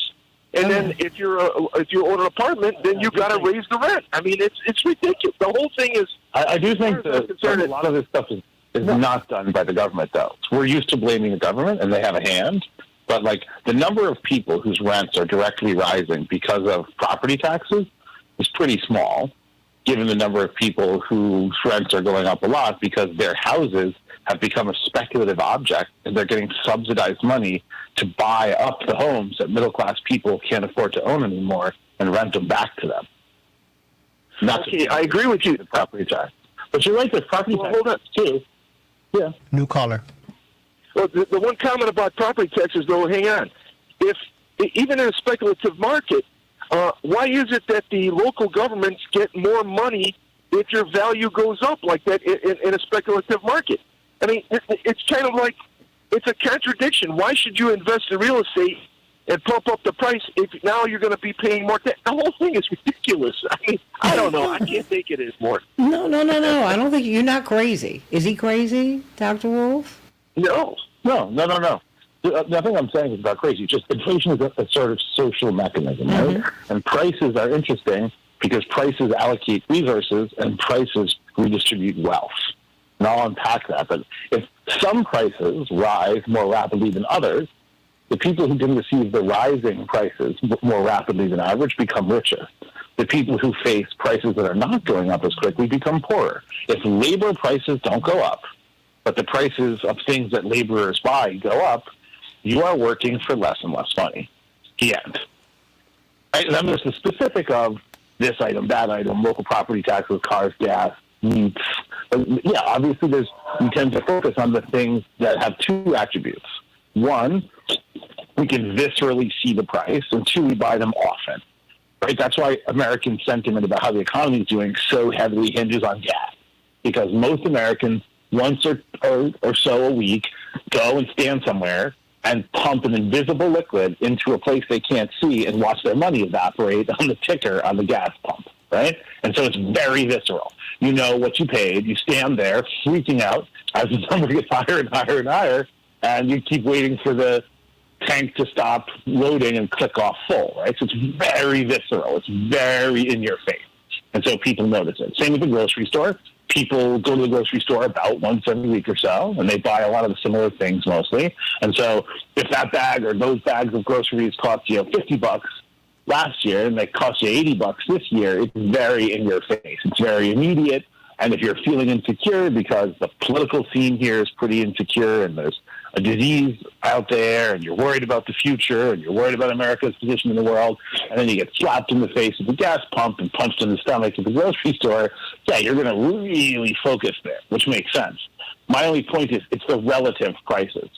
Because if you're making $400 a month more at work and you're paying $200 more for gas and food, it's a curiosity and an annoyance. If you're not making more at work, or if you're making less at work, and you face that, or you're not sure you're going to keep your job, it is an existential panic that you're having. Let me go to a couple. We don't tend to discuss the income. We just discuss the prices. And they both matter. They're both important. But you got to do both. So you're saying that there's a global global issue, a global problem that we are not. I'm not speaking in terms of geography. I mean, just there are 360 degrees of this problem. We maybe have 90 degrees of it. Yeah, the better analogy we like in economics, and maybe it's imperfect, is there's such a thing as a disease and such a thing as a symptom. If you only ever treat symptoms, the disease ravages you. You have to look at the disease as well as the symptoms. And some symptoms are obviously pretty powerful. You can die of symptoms, but you got to pay a little bit of attention to the disease too, because no matter how well you manage the symptoms, to some extent, if you don't manage the disease, the symptoms will come back and or manifest in some other way, right? Mm-hmm. Let me get a couple of these callers, and I want you all to give us your comments. If you can give them to me in 90 seconds or less, that would be great, because I've got a hard out. Shapiro Wells, what's on your mind? Good morning, Santita and Dr. Wolf. Listen, I was just sitting here commenting on the chat, how not only is it inflation, but it is food prices, gas prices, and utilities that I've seen double. I mean, I called to Disneyland the other day to get their current prices, and like for a 2-day hopper pass, it's $281. Last year, that was for a 5-day hopper pass. So we're seeing that utilities are taking advantage of the actual rise in inflation, and they have basically, duped the public to believe that they need these high prices. So I think that this inflation is somewhat created, because you can't tell me that it is costing me double to provide utilities to my home. And so what we're seeing is that, they don't tell us why utilities, electricity servicing have increased. Why is that? Nothing has changed. It's the same electrical lines that you haven't improved anything. So why is the cost of delivery for gas and utilities have doubled? And so no one can explain that to us, and we're just forced as consumers to pay and just like, shut up, just give us your money. And, and I'm sick of it. I am sick of it. And there's nothing that we could actually do to change it. We have to just grin and bear it. No, you got to vote, and you got to run for office, Chaparral. Stay right there so you can speak with Dr. Wolf just for a couple of minutes after we get off the air. Paul, what's on your mind, sweetie? Got 90 seconds for you. Well, thank you. So we look at something like Social Security.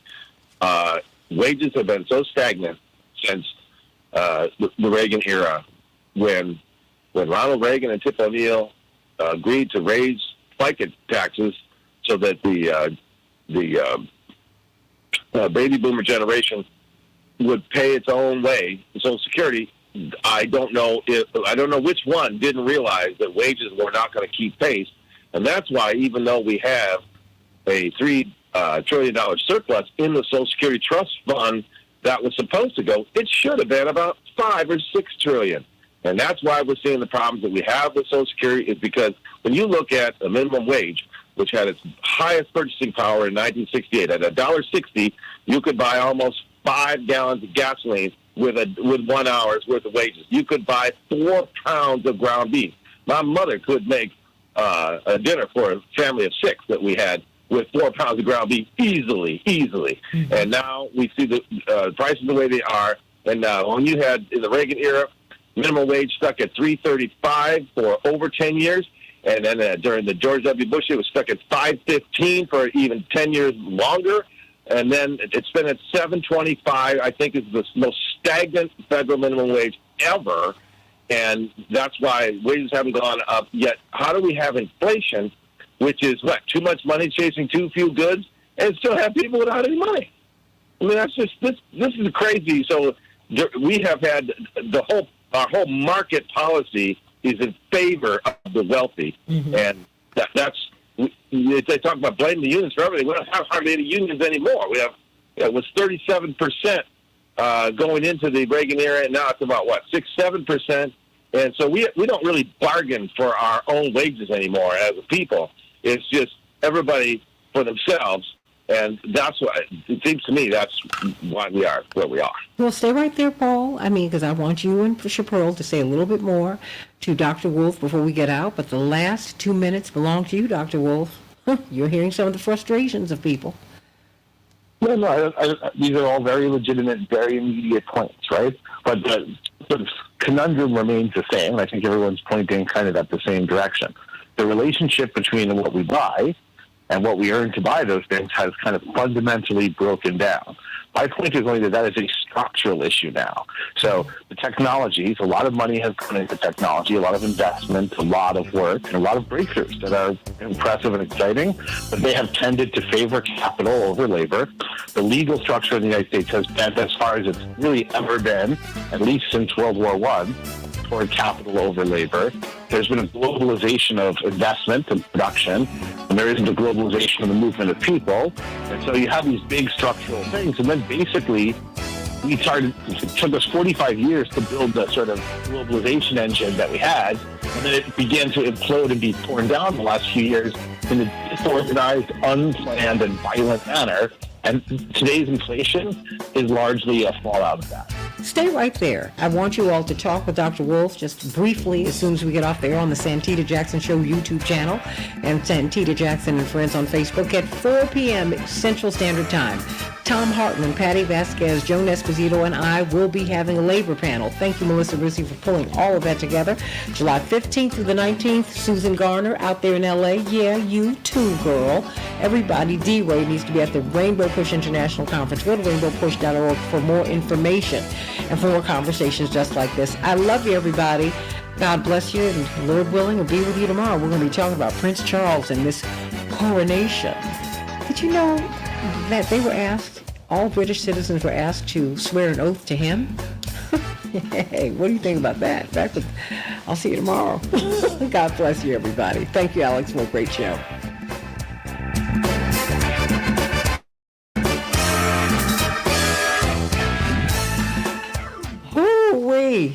Well, you know what? I did want, Chappelle, did you have anything else you wanted to say to Dr. Wolf in the way of, so that, because I know Dr. Wolf has got to skedaddle, and you in the way of a comment? Sure. The one thing, other thing that I have seen is that in terms of the things that we have for the people, like Social Security, Medicare, and so on, we have seen in terms of our progressive ideas about expanding them. Well, we've seen expansion. For instance, we've seen Medicare expand in the privatization way of Medicare Advantage. We've seen the public schools expand, sure, in the ways of charter schools. These are all. Everything's expanded in the regard of putting public money in private hands. That's how things have expanded. Things have expanded the wrong way, not in the way that we had anticipated or had in mind, should I say. For sure. I mean, there's a lot of that. I think if you look at public transit, public education, and public health spending, it's not a very happy story, right? So a lot of privatization, but that means more of the money goes to profit and it's less of a total social pie. So you're getting a smaller share of a smaller pie, which is a little bit of a double hit, right? The other thing to think about, which people don't talk about, that's real interesting, is despite what older folks like to tell younger folks, and I don't want to wade into that debate, but despite that, Americans actually get less days off. You get less vacations and you work longer hours. So you're actually working more days, more hours with less time off. Partly that's the union story you were telling, but it's a number of things. So you're working longer hours with less days off for less money. And I think that also in a weird way has helped this happen because people are so tired out that they don't get sort of band together to do stuff because they don't trust each other, and the crime stories get hyped and make people scared of each other and stuff like that, and all kinds of social division gets sown, and they're just tired. Like there's not enough, fuel in the tank in many ways at the end of the day to be taking on another high-risk, high-intensity project. And I think a fair number of folks, when you talk to them, they don't really have it in them to get disappointed again. Now, they have to, and there's no solution without it, but we ask an awful lot of these people, right? And there's always a point. One more point. Yeah. I want to say one more thing, is that, we frequently hear about, the unemployment rate, and then we hear people blaming Obama and Biden about, the workforce participation is down. I think when Santita and I were children, the workforce participation was less just because of the fact that when I was a kid, although my mother did work as a nurse, she didn't work full time. The workforce participation rate in the 50s and 60s had to be higher, much than it is even when we have a downturn in the economy. So when they talk about, I always want to say, I thought you were for lesser workforce participation because, half the people, the moms, were staying home. You could go to work, and my dad was a school teacher, so it wasn't as though you needed to be absolutely filthy rich for have mom to stay home, but now you do. Yeah. I mean, I had to go, but the thing I'll say which is pretty funny is the way they play that game is by how you define the workforce. So back then, they defined married women out of the workforce. So participation looked high. If you add them back in there, it looks lower, right? So whenever you see these statistics, they're interesting and they're very valuable, and I certainly read them and track them closely and should. But you got to know what the definition is, because everything hinges on the definition. The way I teach it, and I do have to go, and I apologize in advance for hopping off, but the way I teach it is, these aren't any more rigorous than are you happy? Right? So, yeah, it's interesting to hear someone say, yeah, I'm happy, or no, I'm not happy, but you got to dig in to have any idea what they're talking about, because what you think happy is and what they think happy is, chances it's identical are not that high. You know, they probably have their definition, you have yours. Both are legit. It's not to criticize another person. It's just, I wouldn't assume that's shared. It's a risky baseline. But I am actually late for another call, but thank you so much for your time and your questions. I hope I did some justice to them, because they're good questions, and yes. I'm sure we'll revisit them again. Thank you, Santita. Thank you. Sending you much love. Shapiro? Bye-bye. Likewise. Shapiro, what's on your mind before we get out of here? And you and Paul.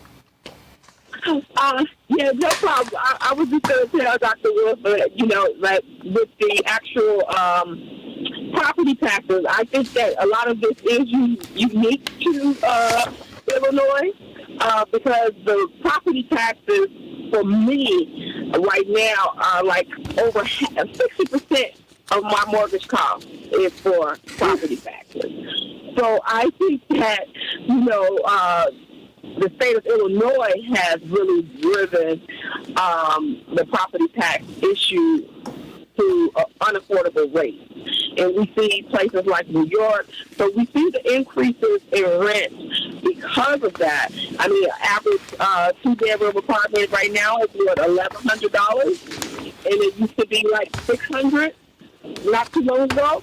So, you know, we're forced to raise the rents, raise the prices because of astronomical property taxes here in Illinois, for sure. But it's everywhere. And I think that when you look, I don't know if Paul is still there, but when you look at January 6th, people have racialized it, and there were some racial aspects of it. I mean, of course, but that's the United States of America. I get it.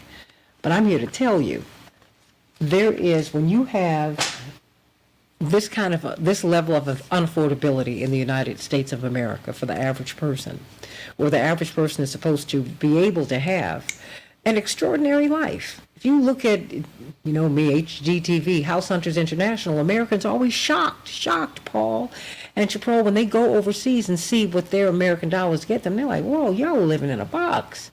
Yeah, Americans, when we're afforded the opportunity, we can live well.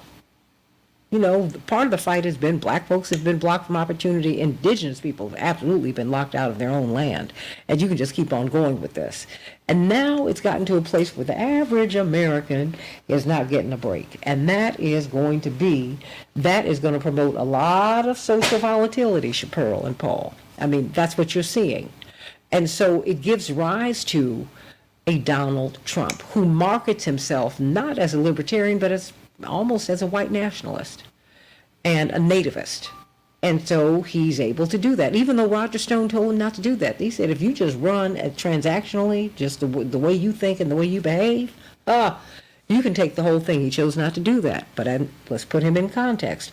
You had Bernie, who had taken the progressives, and you had Hillary. This is the first time out for him now, who had taken the women and the middle-of-the-road Democrats. So there you have it. There you had it. I was into that. So he marketed, he said, okay, these are the low-hanging fruit. This is who's left, and that's that. I am not making excuses for anyone. I just tend to approach these things scientifically. I really do not get very emotional about my politics. What's the point? And that's not even the point. You know, let's not miss that. But what you cannot miss is that people are not eating. People are struggling out here, and this is not going to work. And then you have the Republicans present a budget that cuts, you know, the debt ceiling in 22%. Did you say the other day? 20+%. Absolutely. 20. And it's like, you know, like you don't realize how much pain, because they're not in pain. So they don't feel the pain because they're up in the skies and the sweet. And so they are speaking for the corporations, right? I mean, not to interrupt you, but they are speaking on behalf of corporations. Corporations are having their say. The corporatocracy is in charge here. We have these banks that are under stress, And you know what, everybody? I read so-called right-wing media, so-called left-wing in between, and media that's outside. Because all I want to do is hear. Their spin on it is okay with me. What I want to do is find the story that they found, and then I can draw my own conclusions. Haven't I told you to do that, Chaparral, down through the years? Yes, you have. I'm like, get over. Don't you don't? As you would say. Huh? Read everything. Read everything. You always say read everything. Read everything because you're going to get the truth at some point. Don't get over it. Oh, that story came from Fox. You ain't got no friends in corporate media. Fox just put off the most popular hosts that they have.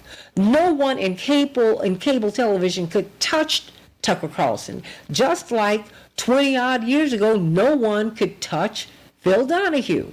These corporations do not have a problem letting go of their most popular host when their most don't hold up the corporate line. Period.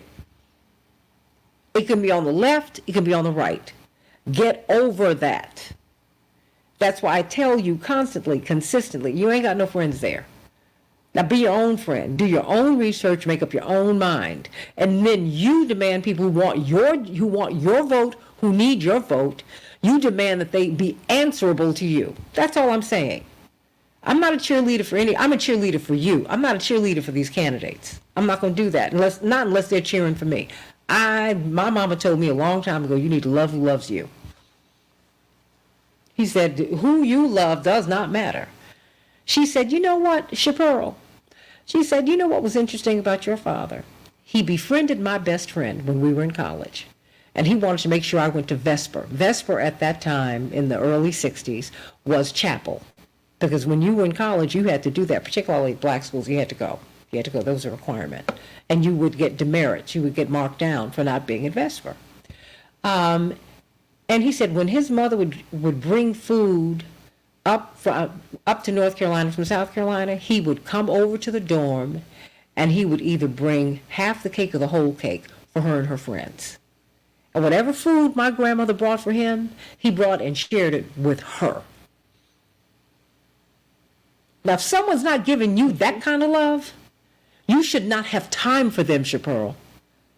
I told you, before you get who you want, get what you. If who you get is not who you want, you better get what you need. Because politics is quid pro quo. That's all it is. That's all it is. Don't get emotional about this thing. Get emotional about someone taking food off of your baby's table. That's what's about to happen in Washington. It doesn't have to, but that's what's going to happen. It's not a Republican-Democratic fight. It's about the corporatocracy. And let me tell you, both parties are all in on it, and you need to pull the brakes on your support of anyone who's not supporting you.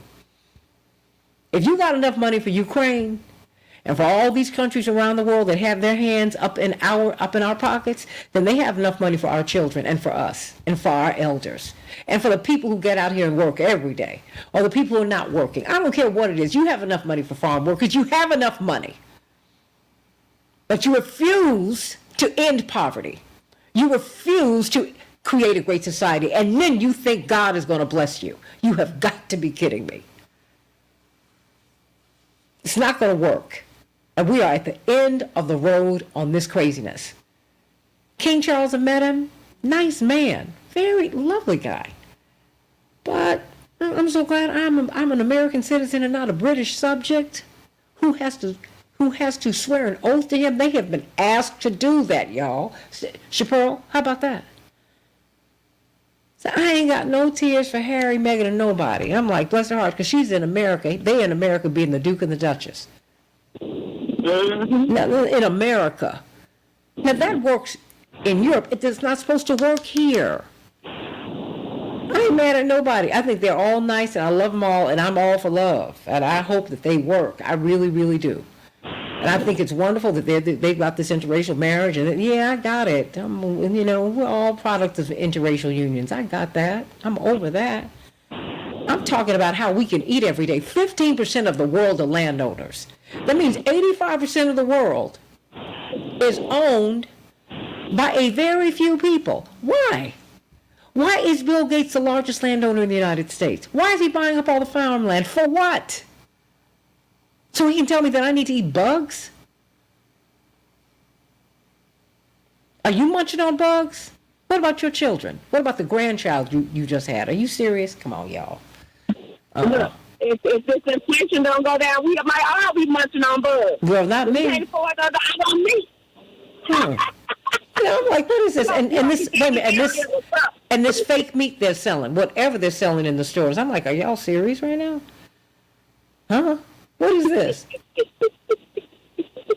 Okay, so tastes like chicken. That's what they say. Girl, please, whatever it is. Well, they can say whatever they want. I don't need that, but I don't even know if the beef I'm buying is real beef. And people need to stop playing with us. And you need to stop shutting down conversations, calling people anti this, anti that. Listen to them first. Don't let the corporate media tell you about anybody. Don't let them do that. No. That is a mistake, y'all. It's a mistake. You need to find out for yourself who's who and what's what. And don't let someone tell you that inflation's not here and recession's not here. If you feel like it's a recession, it already is one. And the depression's coming to your house when you lose your job. How about that? Come on, Chapearl. Let's get real about this thing. So, Chapearl, if you want to run for office, think about it. Renee, Kenneth, Mike, all y'all, that's right, talk. What are you going to do, Mike? What are you going to do? Do something. Even if it's just talk. You don't need to troll everybody here. People here at least are having a constructive conversation. That's a good thing. And now you've gotten your attention for the day. Are you happy? So everybody get registered to vote. Get the young people registered to vote. Let's get out here. Let's do what we need to do. You know what we need to do. You know what we need to do. And, Tilly, where are you? You said it's a different environment and leadership taste in the United States. The people love it over there. I hear them. But, but then you have Republicans over there. You don't really hear about their movements. And when they're reported on in the American press, they're reported on as the enemy because we love the royal family, who are not Republicans, they're monarchists. And I'm just saying, I believe in the American Revolution. So I don't believe I'm supposed to kiss anybody's ring. I will hasten to the throne of God, and that's it. I will touch the garment of Jesus, the hem of that garment. And Jesus is trying to wash my feet. Girl, please. No. I figured out something else. I'm an American, and I am with that peace. Boom. Chapearl? You there? Okay, that's how I feel, y'all. I missed it. I know you love it when I go off, don't you? Yes, you do. Mm-hmm. Sad. But it's true. I'll hasten to his throne. Thank you. I love the Lord. He heard my cry and pitied every groan. Long as I live and troubles rise, I'll hasten to his throne. I'm not hastening to anybody else's throne. And you need to give all those jewels that you stole from India and Africa, you need to give them back. All that gold, you need to give it back.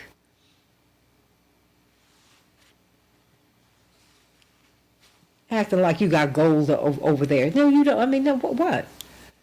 And I'm supposed to be crying for the royal family? No. Now, you know what you lost? They lost their mother, and they've lost family members, and I feel for you. I do. Honest to God, I do. How about what happened in Paris with Diana, Princess of Wales? It was heartbreaking.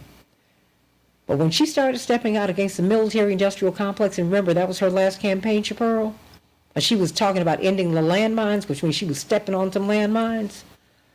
Mm-hmm. I said, ooh, oh boy, wow, ooh, God bless her. She was out of here in a month. So, let's be clear on what's what, okay?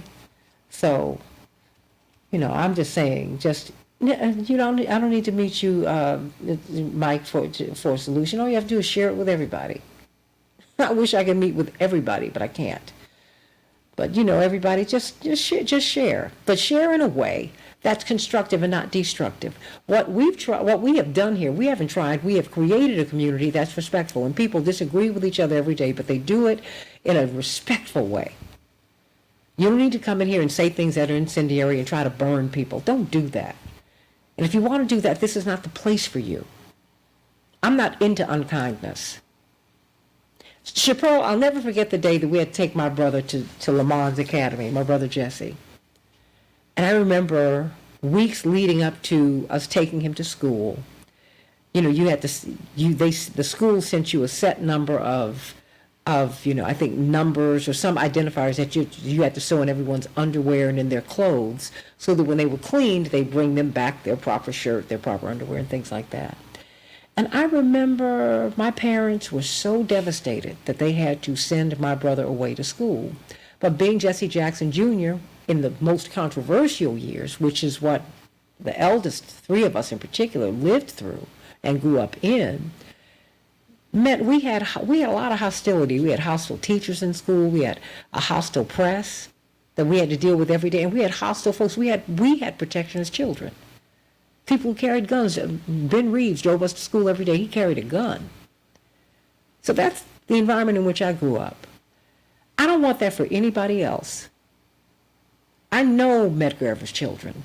He taught them how to drop, tuck, and roll, because he knew that his life was on the line. And so the night that he was killed, they dropped, they tucked, they rolled, and Rena told me, his daughter, said, you know what? We disobeyed him because as soon as we heard the shot stop, we jumped and ran to the door, and he told us never to do that. And she saw her father crawling up the driveway, bleeding to death. That was something that I feared happening to us, and it was something that people threatened they would do to us every day with unkind words and unkind deeds. I don't want to do that to anyone. I don't want to be unkind. I'm not perfect, but I'm not doing that here.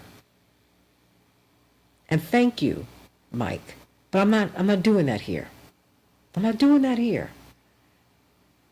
My father said it was painful for us to send his son away because he said, you know, one of the great joys of my life is when I get home off the road, I'm able to walk back to your bedrooms and see each one of my babies in the bed. And Chaparral, you know what occurred to me as a grown person? Well, as I was a growing person, because I didn't know this about my parents. My parents had never had that experience in their lives. Neither of my parents grew up with both of their parents in the house. My mother doesn't even, her father left when she was about 3 or 4. That was it. My father lived down the street from next door to his daddy and then a neighborhood over. They never knew what they gave us. And that had to be broken up by mean-spirited people. So my brother had to be sent away because of mean people. Enough.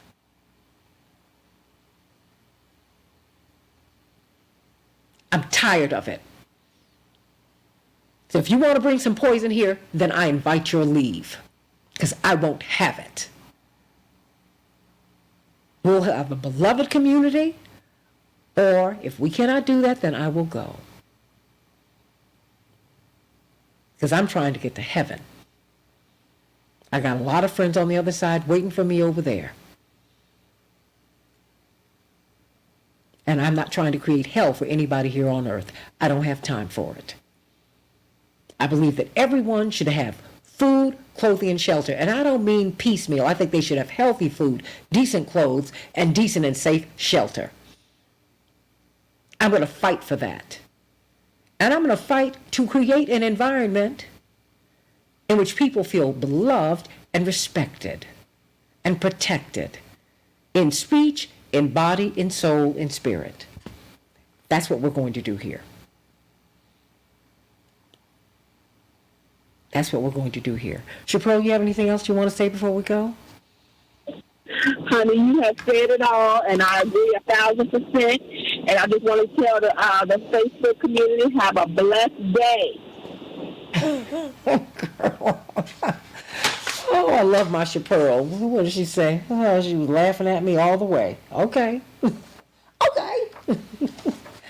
Oh, I love you all, everybody. God bless you. Let's have a great day. Have a blessed day, Laura and Mike.